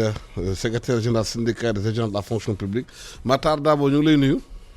maa ngi leen di fay Alassane. Matar Dabo mbas bi bu ma commencé ba léegi ci réew mi yéen ñi nekk ci fonction publique ndax ngeen ko dundee. waaw maa ngi nuyu sa invité yi di la nuyu yow tamit ak di nuyu auditeurs yëpp di la xamal ne mbas mi bi mu xewee tamit ni ko acteurs économiques yëpp yëgee tamit les agents de l'administration tamit ak seen employeur di état. au niveau le plus élevé noonu lañ ko sentiré tamit parce que dafa nekk crise boo xam ne dafa ñëpp la impacté. waaw ñu ngi naan crise bi mun naam bu ci génnee dina changer lu bëri ci nu ñu liggéeyee ak nu ñuy gérer maanaam administration bi ñu bëri ñu ngi daan administration sénégalaise war naa mun dafa jéego yu bëri ci digitalisation ci dématérialisation yu bëri te fonctionnaires yi xëy na mun nañ toog sax seen kër di liggéey luy télétravail est-ce que loolu fonctionnaire sénégalais fonction publique bi pare na pour loolu. waaw merci Alassane xam nga. Administration organisation la comme toute organisation même entreprise privée organisation la donc en période de crise dafa am ay objectifs yoo xam ne entreprise ak administration comme employeur daf koy jéem a atteindre muy objectif de rupture, objectif de maintien ak objectif de préparation. Ci objectif de rupture yi ab suñu seen exposants yi am nañu ci jot a expliquer comme monsieur Ba. Ci objectif de maintien yi tamit gis naa ne monsieur Djigo tamit am na yum ci jot a expliquer. Maintenant pour répondre à sa question damay ñëw ci objectif de préparation yi parce que dans l'objectif de préparation en matière de crise organisation yi li ñuy def moo di kii par exemple entreprise yi te fii état dañ koy considérer comme une entreprise employeur la fii parce que agent administration yi ñoom ñooy personnel am. Donc ci objectif de préparation bi moo di crise bu amee dañuy préparer wu autour du principe des 2 I, c'est-à-dire principe de l'innovation ak principe de l'implication. Principe d'innovation boobu noonu ngay foofu la ñu war a trouver la réponse par rapport ak télétravail bi ak réponse par rapport aussi à l'existence de certains modes organisationnels ak aussi certains modes de management yoo xam ne war nañ ko mën a mettre en place. Principe si principe boobu la ñuy trouver formation bi par exemple formation tey wane nañ ne dans le cadre de cette crise par rapport au principe de préparation parce que boo nekkee ci crise objectif de préparation lan la lay dimbale moo di nga préparer pour génn ci crise bi te àdduna ay crise cyclique dañ fi am depuis très longtemps mais organisation yi ci nekkoon muy ay entreprises comme les États ce sont tout en termes organisationnels dañu sukkandiku woon ci 3 objectifs yooyu te objectif de préparation pour seet naka la ñuy préparer pour génn ci crise bi tey loolu lañ toll. Yàlla def nañu gis dans que au niveau de l'administration quand même administration loo munti wax au Sénégal nous sommes très en avance aussi sur le secteur privé par rapport à la formation continue. Bu lu nit ñi foog li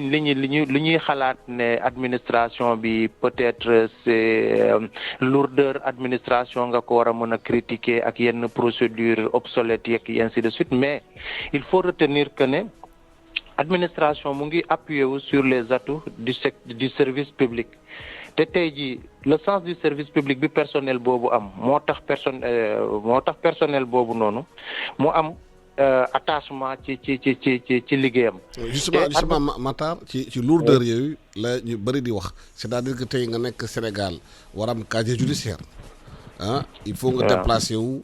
sa koñ Géejawaay dem ba tribunal pour jot ko alors que bu ñu defoon dématérialisation xëy na mën nga jot sa casier judiciaire fi nga toog ak sa ordinateur tiire ko jot ko ou bien yu defar ko permis yu bëri ci réew yi àdduna yi yu mel ni Malaisie loolu mooy seen performance. Rwanda loolu tamit bokk na ci performance am may dématérialiser lu bëri wàññi lourd administrative yi te loolu bu ñu ko defee dina wàññi maanaam intermédiaires yi wàññi corruption bi wàññi lu bëri ci loolu est-ce que yaakaaroon ne système bi ñu nekk ni tey ak crise bi war na mën a tax Sénégal gën a amay jéego ci loolu. waaw am na xaw ma ndax yaa ngi may dégg. ma la dégg bu baax. Voilà xam innovation yooyu noonu tey xam nga maa ngi doon wax ne principe des 2 I benn bi innovation la beneen bi implication te si innovation yooyu tey jii à travers l'agence de l'informatique de État Sénégal engagé na ci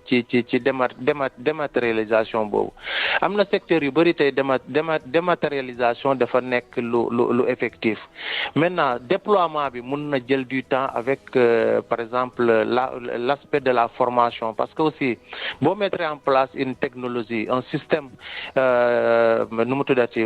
un système d'information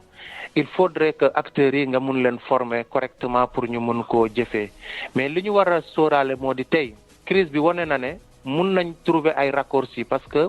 gis nañ ne tey à travers cette crise yenn structure de formation yi développé nañ c'est-à-dire des cours à distance donc il n'est pas exclu que yeneen innovation yi am dans certains secteurs de l'administration tey war nañ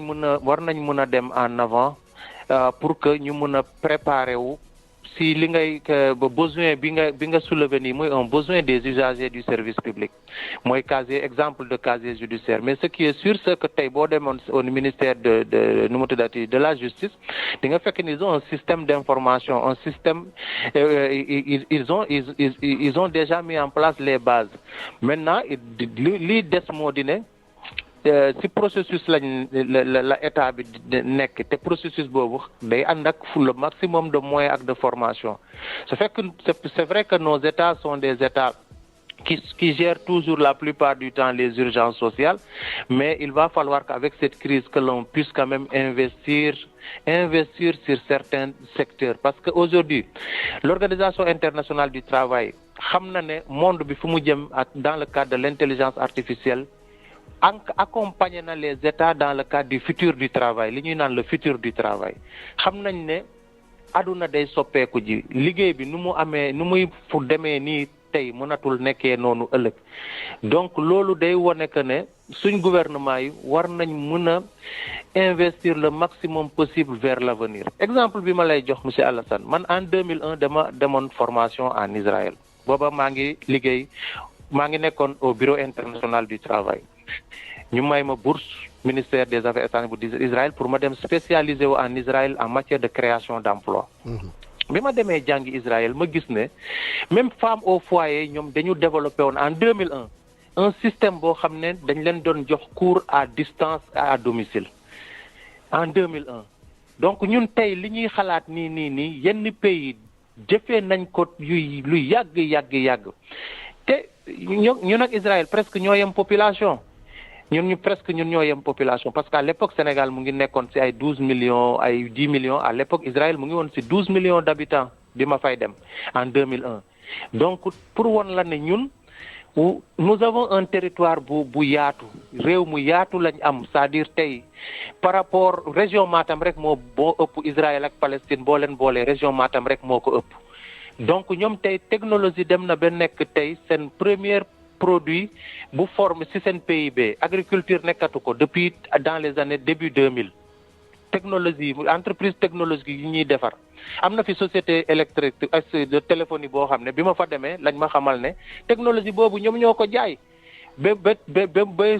technologie boobu ñëw nekk Sénégal une société téléphonique te société baa ngi fii malgré que ñeneen jëndaat nañ ko pour won la rek ne ñun dañu doon nelaw ci lu bëree mais xëj na cette fois-ci avec cette crise nit ñi ñaa ngi njortu ne dina am on va vers un nouvel ordre économique mondial te nouvel ordre économique mondial boobu noonu xanaa ñun Sénégal du ñu toog ay nit toog xalaatal ñu feneen ay stratégie war a ñëw di ñu ko imposer alors que ñun du ñu dem dans ce concert des nations ñu war a mën a yóbbu ay propositions sénégalaises yoo xam ne dinañu mën a permettre ñun leadership bu ñu doon ndamoo que le Sénégal est un pays leader en matière sur tous les domaines et sur le plan africain que ñun ñu war a mën a proposer des choses yoo xam ne ak dina mën a permettre Sénégal bu ci nouvel ordre économique mondial boobu noonu ñu indi une plus-value. donc loolu laa am pour expliquer la ci loolu. jërëjëf Matar Dabo ñu lay gërëm di la sant ma fàttali yow yaay président syndicat des agents de la fonction publique Matar Dabo fu mu daanalee dañuy mun a jëlaat parce que dafa ne dañuy wax benn nouvel ordre mondial yëf yaa ngi changé xëy na mot bi dafa chargé am na nouveau ordre sénégalais te lan la Sénégal la mun a indi ci li xamante ne ci xalaatam en endogène pour indi ko bañ a de copier coller c'est-à-dire Sénégal indi lii solution Sénégal la lii la adapté ci réew mi nii na ko xalaatee te ko jëlee ci substrat culturel am. alors question bi nga wax am na solo trop parce que mooy la question du jour d'après c'est-à-dire que aujourd'hui ñu ngi ci biir crise bi te ñu ngi ñaan yàlla ñu jéem ci génn le plus rapidement possible et comme ni ko monsieur Djigo doon waxee sànq crise boo gis rek am na opportunité et je pense que d'abord premier réflexe bi ñu war a am mooy ñu bañ xalaat uniquement Sénégal jéem a xool naka nañ mën a defee raisonner en groupes régionaux sous-régionaux comme ça se passe Union européenne etc. Première chose. Deuxième chose mooy dañoo war a changer logiciel suñu bopp c'est-à-dire ni ñuy fonctionner suñu rapport ak Occident dañ ko war a changer mooy lan mooy que ñu bàyyi lu may wooyee man ce mimétisme congénital qui consiste à ce que lépp lu ñuy def il faut que ñu am caution wala validation Occident balaa ñu koy mën a dugal tey crise bi lan la wone mais je vais joxe juste benn exemple soo gisee par exemple indépendance yi ñëw dans les années 60 c'est parce que à un moment regard bi ñu amoon ci tubaab yi dafa changé ba ñenn suñu ni tirailleurs sénégalais yi ba ñu demee France Europe gis tubaab bi ni ñu mel gis ni que dañuy sonn changé regard bi ñu am ci ñoom bu ñu ñëwee nañ ñëw wax ñu fii mais tubaab yi ñuy vénérer en fait du ñu dara donc noonu la indépendance suñu indépendance yi ñëwee aujourd'hui crise bi am dina changer regard bu bëri ci rapport bi ñu am ak Occident rapport aseptisé bi ñu amoon ak Occident bi nga xam ne tubaab bi bu ñëwee costume cravate lu set ak loolu yëpp dina ko changer parce que gis nañ ni que tey ñu ngi ci benn crise bi nga xam ne que tubaab bi nga xam ne ñoom nañ doon vénérer ak seen solution yëpp doxul alors que ñun crise bi dañ waxante dëgg nous sommes victimes d'une crise bi nga xam ni elle est sanitaire sur le plan mondial mais ce n'est pas du suñu crise sanitaire Sénégal on est à 11 morts soo gisee le ratio entre le taux de contamination et le taux de décès wala le ratio entre le taux de contamination et le taux d'aggravation des cas mais ñun Afrique amuñu crise sanitaire li ñu nar a dal mooy que nañu am benn crise économique bi nga xam ni crise sanitaire mondiale bi moo ko provoqué crise économique bi ñuy dund c'est pas parce que nit yi dañuy dee amul rush dans les hôpitaux amul diabète mi ngi gën a rey fii paludisme mi ngi gën a rey fii crise bi ñuy dund nii c'est parce que activités yi ñoo arrêté ça veut dire quoi ça veut dire qu'il faut que ñu commencer léegi développer notre propre production intellectuelle sur le plan des ressources humaines ñun aspect RH on a lancé une enquête et pour xool entreprise yi DRH yi naka nañuy réagir par rapport à crise bi et une des tendances ak bi nga xam ne gis nañ ko dina fort mooy que crise bi su jeexee comme d'habitude tubaab yi dinañ jéem a instaurer de certaines nouvelles règles par exemple les gestes barrières en entreprise li ñuy woowee gestes barrières distanciation sociale dañ ko jéem a def et loolu ça va mener vers une sorte de désocialisation de l'entreprise c'est-à-dire que déjà monsieur Dabo est syndicaliste je l'interpelle crise bi ça va poser un problème de désocialisation parce que plus il y aura de la virtualisation des relations moins il y aura des dynamiques collectives ci biir entreprise bi donc le rôle des syndicats il faut que ñu xoolaat ko tout ce qui concerne l'hygiène la santé et la sécurité au travail tubaab yi dinañ jéem a instaurer ay règles yu bees dinañ jéem a instaurer distanciation sociale barrière pourquoi parce que ñoom dañoo sonn ci crise sanitaire bi mais est-ce que ñun africains yi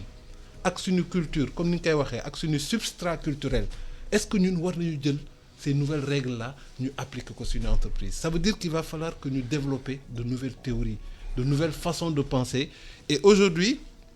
suñu enquête bi def nañ ko mais ñu ngi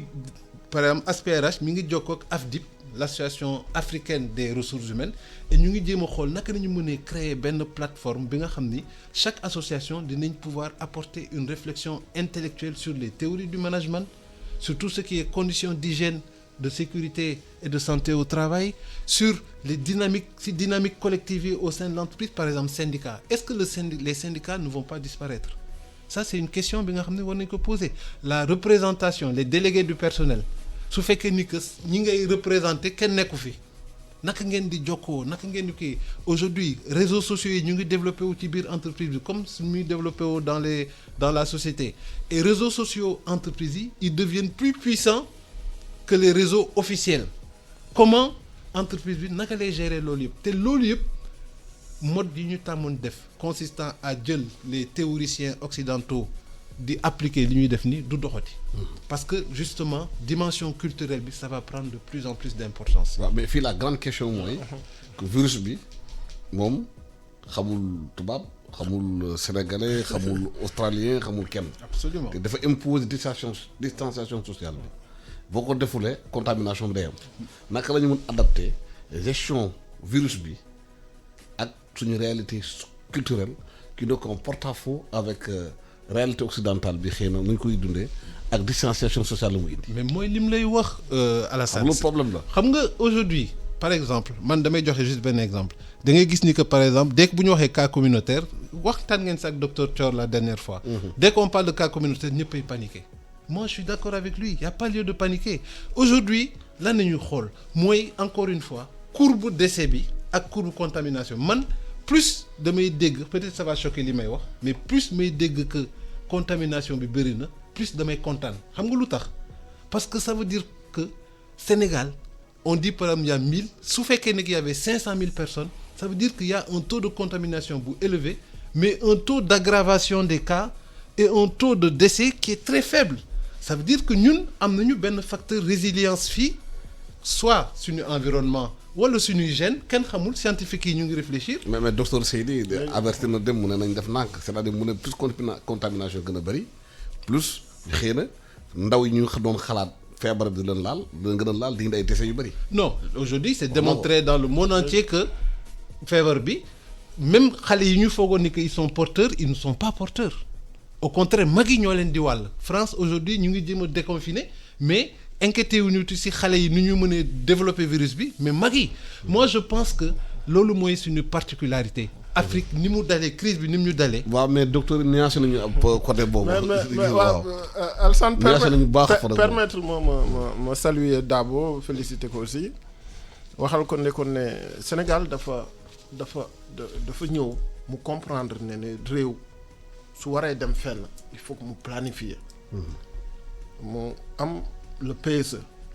bi mu jógee mu am le PSE mu amaat ce qu'on appelle l'acte 3 de la décentralisation. bi mu jógee foofu noonu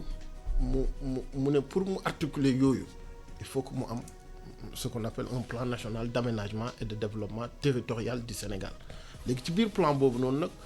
côté formation ak côté emploi daf ci am solo bu baax a baax te soo xoolee li ñu def ci plan bi yëpp du début à la fin ñun dañu wax ne ñun Sénégal nekkuñu France nekkuñu Amérique nekkuñu ñeneen ñi ay France ak Amérique ñoo ñëpp suñuy naataangoo lañ c'est vrai que ay réew yu développé lañ mais ëpp ñu lu bëri ëpp ñu ko ci côté xam-xam ak ci côté formation parce que soo jëlee sénégalais yi ñu ci gën a bëri da ngay dem Singapour dem Chine dem Taïwan ay experts sénégalais ci domaine yu nekk la ñu nekk ñu ne nañu jël intelligence ñu ñëpp dajale ko de façon systémique defar benn système boo xam ne système mu Sénégal soo gisee ma si profito di féliciter le ministre Omar Gueye parce que moom bi mu ñëwee ci côté formation beeg employé dafa gis ne état bi dafa tenir tellement que ci formation employé yooyu noonu ba jël une partie li ma doon wax ci côté décentralisation yóbbu li ñu naan la fonction publique locale comme pour éviter lii am yëpp ñu jël ko andi ko Dakar xam nga la centralité est au niveau de Dakar léegi nag pour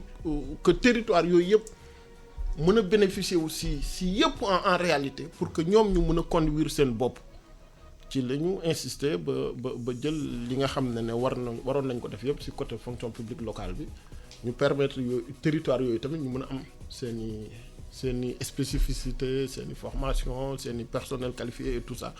pour que li ñuy def ci dëkk yooyu yëpp suñ ko boolee ñu am benn système Sénégal buy dox maintenant nag crise bi ñun andi wuñu ko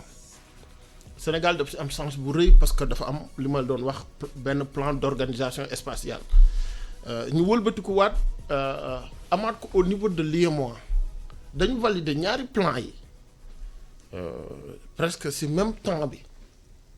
muy le plan d'aménagement de l'espace de l'UEMOA ñu valider waat bu Sénégal bi far crise bi am maintenant nag man lu ma xamul duma ci wax maîtriser wu ma affaire santé jàngal nañ ma biñ ma doon former à l'université jàngal nañ ma naka la ñuy utee naka la ñuy répartir les centres de santé les hôpitaux les équipements et tout ça mais jàngaluñu ma lan mooy virus et tout ça mais xam naa ne sunu objectif principal nekkul ne virus bi mu conditionner sunu vie sunu objectif principal mooy génne virus bi biir Sénégal pour mën a conserver suñu culture ñun pour mën a defaraat suñu économie bu baax a baax pour que nit ñi niñ doon àndee ñu continuer di ko àndee defaraat suñu médecine bi de telle sorte que médecine bi gën a performante ci monde bi ci dina ci bokk parce que Sénégal am na capacité yooyu def de telle sorte que suñu ressources yu bëri yu ñu am yi ci biir réew mi yëpp ñu valoriser leen pour que sénégalais yëpp am liggéey sénégalais bi fépp fu mu munti dëkk mu xam ne moom foofu la dëkk mu toog fa mu épanouiru fa mu faju fa jàng fa am fa teraangam yore fa addunaam loolu moom mooy objectif bi maintenant nag virus bi maa ngi dégg nit ñi naan nañu dëkkaale ak moom nañu def ak moom c'est un être vivant mën nañu def de telle sorte que ñu jële ko fi te jële boobu noonu nag laaj na effort yu bari laaj na comportement yu bari mais laaj na benn période yi comme yeneen kii yi ni ñu fi amee man loolu moom mooy sama xalaat maintenant nag peut-être médecins yi ñoom dinañu mën a wax ndax virus bu ñu fi mën a jëlee de façon définitive la ou pas mais du virus bi mooy conditionner suñu vie maintenant nag am na sacrifice yu ñuy def benn temps déterminé sacrifice bi mën na nekk ay mois mën na nekk at mais l'idéal mooy jële ko fi carrément te suñ ko fi jëlee nag y a ce qu'on appelle aussi une protection territoriale boo xam ne ñun war nañ ci ut ay xarañtef yu bari mooy suñu territoire le Sénégal suñu territoire UEMOA suñu territoire CEDEAO ak imbrication yi mu am yëpp ñu xool ban sorte de protection la ñuy am protection sanitaire protection économique protection militaire et autres si fànn bu nekk de telle sorte que suñu réew mi yeneen réew yi suñu demee ñu dem ñoom suñu demul ñun ñu dem bu ñu beneen réew bu ñu beneen crise buy am feneen ñëw di ñu di ñu affecté de telle sorte que di ñu paralyser carrément en réalité loolu mooy objectif plan bi ñu am maintenant nag difficulté day am nit ñi ñu bëri ñu ngi wax xamaguñu virus bi carrément mais il va falloir que aussi tamit médecins yi ñooñu ñëpp ñu dimbale ñu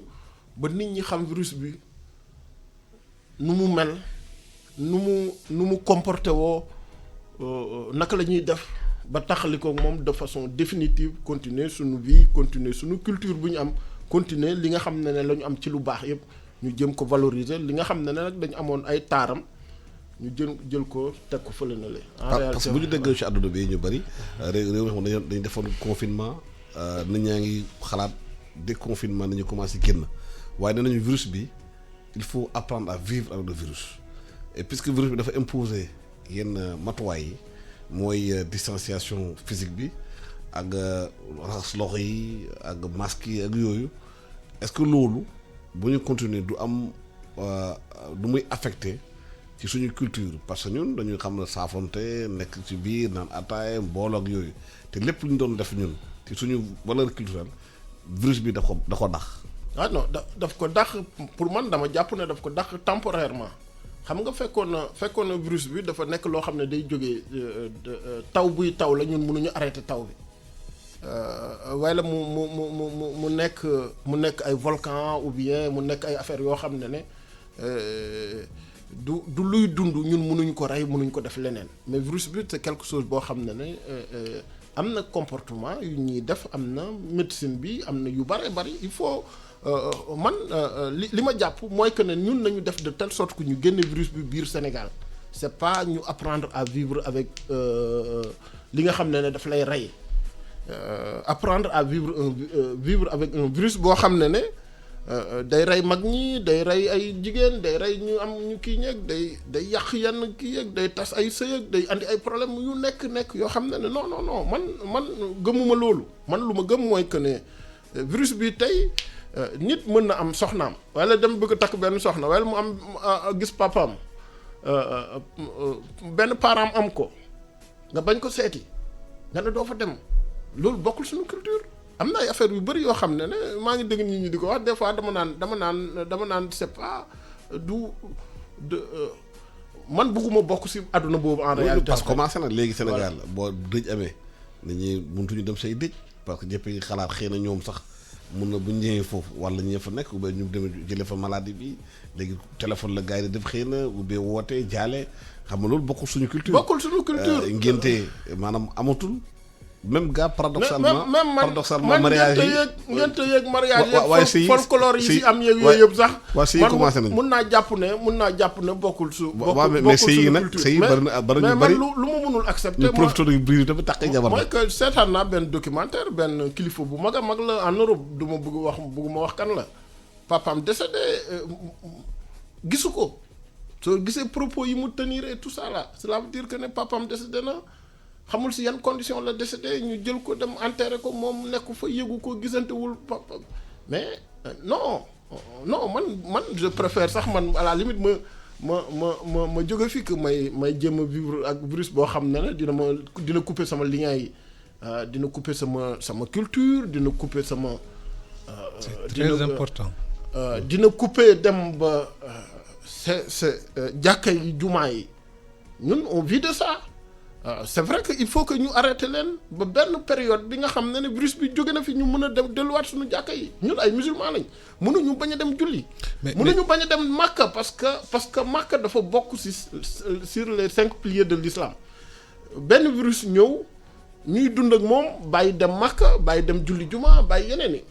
j'accepte j'aimerais bien que ñu bàyyi ko pour benn période bi mais j'aimerais pas que ñu jéem a dund ak moom continuellement ak loolu man c'est ma philosophie maintenant nag na ñëpp mobiliser wu pour ñu génne virus bi biir réew mi suñu mobiliser woo ba génne virus bi ci biir réew mi ñu mobiliser wu waat bu baax a baax de telle sorte que nit dootu fi dugalaat virus bi que muy tubaab muy nit bu ñuul muy africain muy américain muy n'importe qui ñu def de telle sorte que on aura les moyens ba nit dootu fi dugalaat virus boobu noonu loolu man mooy sama xalaat moom laa gis nit mënuma ci dindi keneen mënuma ci dindi. Alpha déjà si loolu. oui désertification mu indi ci nañu bu ñu amee décès dootuñ mu demandi foofu tamit jaale ji mu yàq lu bëri li xamante ne xëy na relation humaine la. alors justement man loolu laa ragal c'est-à-dire que déshumanisation bi nga xam ne ñu ngi koy gis en Europe en Occident nga xam ne mi ngi développé wu nga xam ne que lien social bi day jeex man loolu laa ragal que nouvelle règle yi ñu nar a teg. même ci entreprise yi. nouvelle règle yi nar a teg créer li nga xam ne loolu rek xëy na moo ñu dese woon soo gisee par exemple man ni ma gisee affaire yi mooy que aujourd'hui il faut pas que ñu adapter parce que virus bi il faut ñu am suñu système virus bi c'est juste une crise mais lu ñu xam mooy que dans le futur de plus en plus dinañ am crise yu mel nii parce que nit ni mu mixé ak nature bi ni mu mixé ak les animaux sauvages yi xam nañ ni que lii virus bi prévoiroon nañ ko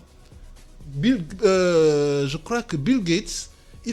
am na benn interview bi nga xam ne mi ngi doon wax ni que dans le monde futur il va y avoir de plus en plus des pandémies et en fait la seule différence entre pandémie bi ak avant c'est que aujourd'hui il y a une mondialisation c'est que dégg lu dal Singapour dina dal Dakar dina dal Tokyo dina dal fu ne donc ça veut dire que ñun lan lañu war a mettre en place waruñu changer suñuy jikko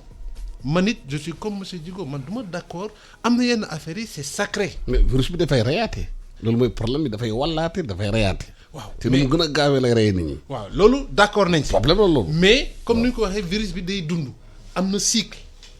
dina ñëw dina yéeg aujourd'hui xamuñu ndax egg nañu pic bi Sénégal wala egguñu fa mais dina am benn moment dina am benn pic après dina wàccaat et puis dina disparaître. kenn xamagul nag ka lay dem de. xamaguñu kañ lay dem ça dépend de comportement nit ñi par rapport au virus bi. ça dépend de comportement nit ñi xam ne mais man li may préconiser en tout cas mooy que comme entreprise ni ñu ko defee des plans de continuité d'activité c'est-à-dire des PCA dañoo war a mettre en place un dispositif bi nga xam ni moom la ñuy appliquer su fekkee y a une crise mais su fekkee amul crise il faut pas que ñu appliquer ces mesures exceptionnelles en temps normal parce que comme il l'a dit ce n'est pas une calamité physique naturelle comme tremblement de terre nga xam ne mënuñu ci dara c'est un phénomène dynamique donc war nañu mën a mettre en place à partir de li ñu dund ak Covid bi ak coronavirus bi que ce soit les entreprises que ce soit la société ñu teg des protocoles dire que voilà dorénavant dans 5 ans dans 10 ans su fekkee ni que on est confronté à une crise bu mel nii voilà le protocole bi nga xam ne war nañ ko def nañ teg automatiquement barrière nañ teg automatiquement distanciation sociale mais uniquement su fekkee on est dans cette période de crise mais suñ ci xasee ba génn il n'y a aucune raison de maintenir genre mesures yi te man loolu laa ragal dama ragal ni que Occident ni ñu traumatisé affaire bi nu mu leen sonalee dinañ changer complètement les règles d'organisation au sein de l'entreprise te dinañ ko jéem a imposer ñëpp te suñ ko imposer ñëpp suñ ñu ko imposer ñun. ak culture bi ñu am ak idéologie yi ñu am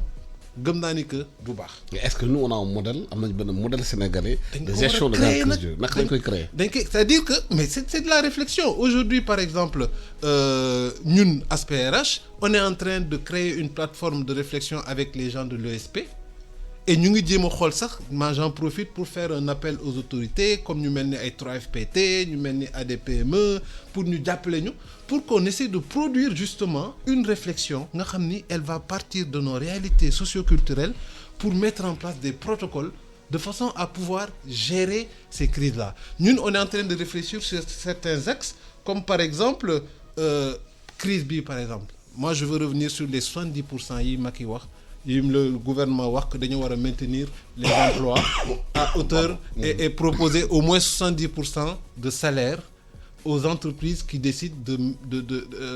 enfin comment le dire la règle la loi nee na que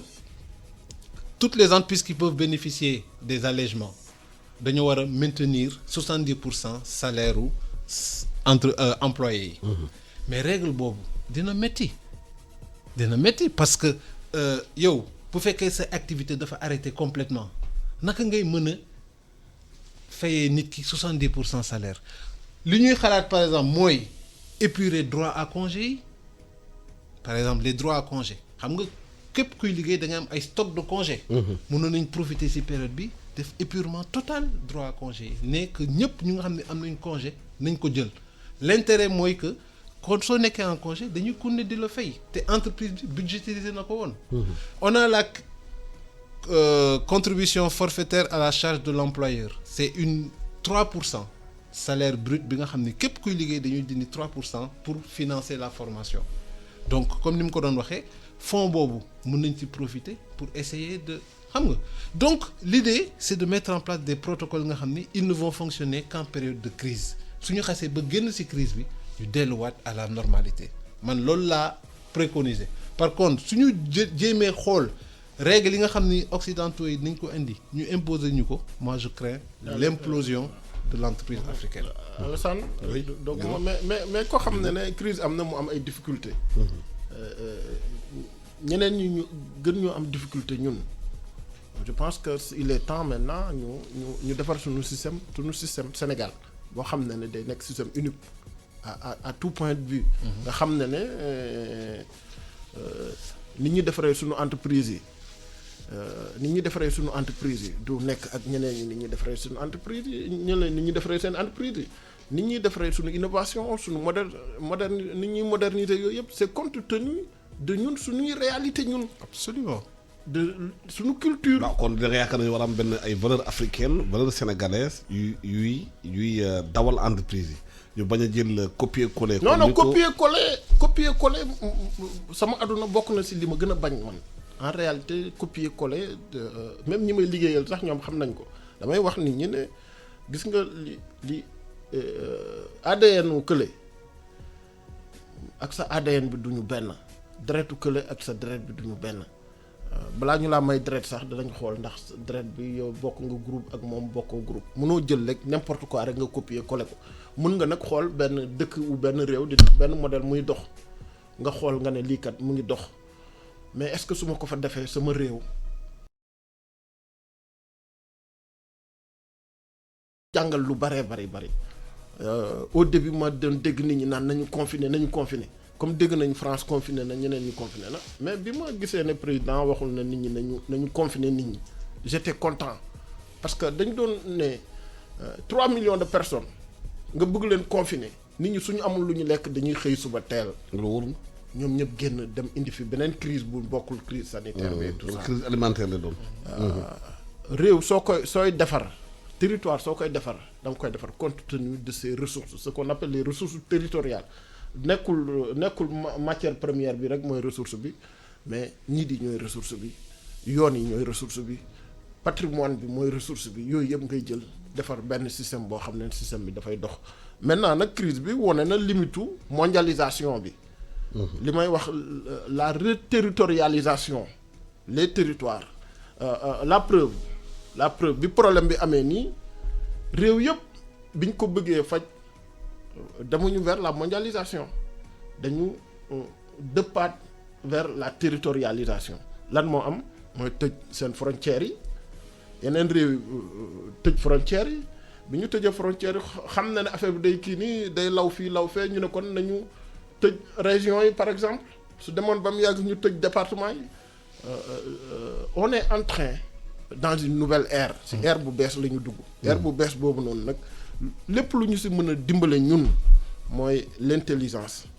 et la détermination et cette détermination là am nañu leadership boo xam ne. mais loolu dafa laaj liggéey bi xamante ne chercheurs yi dañ ci boole ci loolu ci sciences sociales yi ci partout ñu commencé liggéey ci loolu. est-ce que réew mi fu ñu toll nii ci crise bi nekk liggéey boobu door na. man gëm naa ni que liggéey boobu door na mais structuré guñu ko et il faut que ñu structuré ko ñu dem ci loolu et puis am na beneen risque bi nga xam ni man gis naa ko mi ngi ñëw mooy li may woowee le déconfinement de nos richesses et le confinement de l'Afrique des Africains gis naa muy jaar ci réseaux sociaux yi déjà il paraît que léegi soo bëggee am comme ni nga ko waxee il va y avoir des mesures de protectionnisme nga xam ne nañ développé wu dëkk yi nañ tëju aujourd'hui par exemple ne nañu espèce Schengen léegi boo fa naree dugg plus tard il faut nga def test Covid bi et puis il faut nga def ay vaccin bi nga xam ne ñëwagul sax ça veut dire que nañ def lu nekk pour que ñun africains yi ñu bañ ci dem di dellu seen dëkk c'est la haute stratégie xam nga par contre li ñuy def comme bu ñu génnee ci crise bi nañ soxla relancer l'économie mondiale dinañ def lu nekk pour jéem a déconfiner suñuy richesses yi suñu matières premières yi et cetera pour jéem ko jël mais ñun ñu téye ñu ci Afrique. Ce qui va avoir comme conséquence des fuites de talent aussi c'est-à-dire que du ressources physiques sol yi rek ni ñuy jël mën nañ jël aussi nos ressources humaines nos talents. loolu yëpp il faut que ñu xool ko. mais boobu la may empêcher Afrique léegi nag loolu laay wax ressources naturelles yi. loolu laay wax dootul demati fii lañ koy transformer bu ñu bëggee fii lañ koy defee. loolu laay wax la haute stratégie xam nga dañu am des fois doo bëgg dugg ci détails yi parce que da ngay bañ a créer yenn problème et tout dañu am ay arbitres les arbitres mondiaux comme ay OMS ay OMC ay bëgguma wax nag dugg li nekk ci biir tout ça ñoom ñooy arbitrer le jeu économique le jeu sanitaire le jeu tout cela ñu teg ay normes yooyu nag état bu ci bëgg développer wu génn ci da ngay xam yépp lu ñu wund ñoom benn réew day teg benn tactique yow soo ñëwee aussi yow tamit nga tegaat beneen tactique c'est ce que j'appelle la haute stratégie en réalité en fait ñun am nañ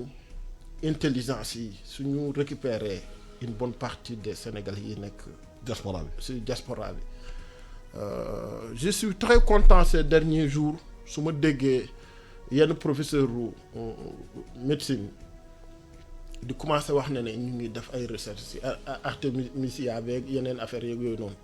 nga xam ne carrément que ne détermination bi mu ngi fi science baa ngi fi détermination mu ngi fi mais nañu xool. volonté politique bi aussi faiblesse su tactique bi ñu la teg xam nga ñooñu dañu teg par exemple mun naa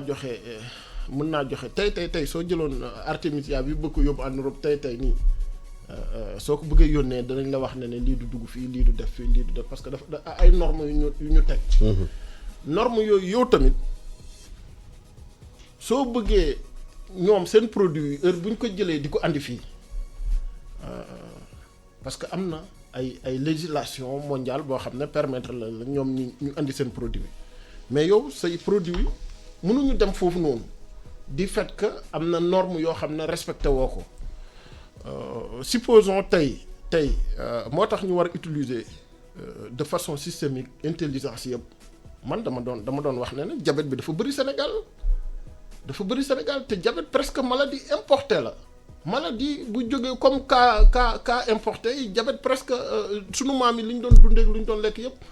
diabète daawul woon am mais léegi diabète mu ngi fii da ngay wax ne pour protéger ñiy defar jus au Sénégal par exemple da ngay wax ne bépp jus bu am plus de 8% de taux de sucre et tout dootu fi duggati mais loolu côté santé bi lañ koy. mais loolu il faut moom volonté politique. waaw côté santé bi lañ koy liggéeyee su waa santé waxee ne kat man sama population dafa am diabétique yu bëri lii ak lii mooy cause yi te lii ak lii mooy cause yi parce que jus bi mu ngi jóge fii nii lii mu ngi jóge fii lii mu ngi jóge fii il faut que mu dakk ñooñu suñu bëggee dugal fii nii il faut que ñu wàññi taux de sucre boobu noonu dugalaale ci waa culture bi tamit ne léegi bépp produit buy jógeti fële di nar a dugg fii nañ ko bind ci suñu langue yi ñuy am fii nii wala ñu def ci yenn taxes yi de telle sorte que produit boobu dootu fi duggati yooyu moom ce qu'on appelle la haute stratégie yooyu nag yeneen dëkk yi dañ ko yor te ñun souvent suñu pays africains yi yoruñu ko pour que ñu mën a protéger wu ci crise yi muy crise sanitaire crise économique ak yeneen crise yi il faut que aussi ñu inscrire ñun dans la haute stratégie dans l'intelligence artificielle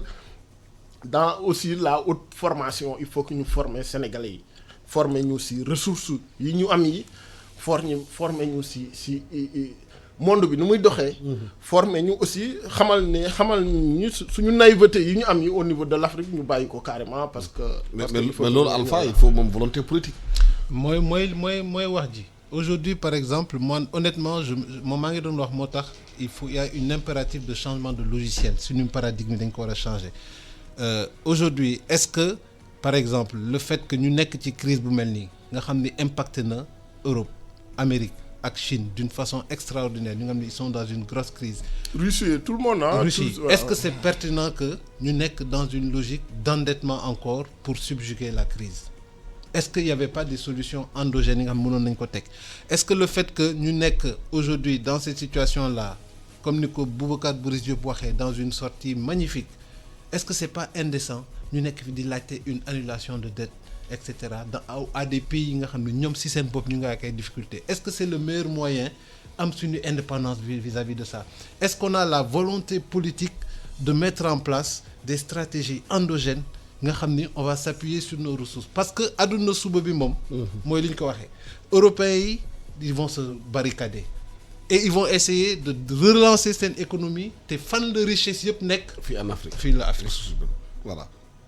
le temps que nous seen parti jeex na maa ngi lay gërëm Mamadou Djigo directeur ANAT agence nationale d'aménagement du territoire de gërëm Abdoul Alpha Dia secrétaire général association sénégalaise des professionnels de ressources humaines di gërëm tamit équipe technique bi nekk ko man suba ba léegi ànd ak ñun ci débat bi di tamit naan nit ñi feebar bi nekk du caaxaan mbas baa ngi fii ci réew mi virus bi dafay reye li médecins yi digle ñu appliqué ko pour moytu loolu génnee virus bi ci réew mi bu ñu bëggee jëlaat suñu activité normale ñu ngi ñaanal ku nekk jàmm ak salaam ñu yënd ak jàmm. iRadio xibaar yu wér ak fu ngeen mënti nekk.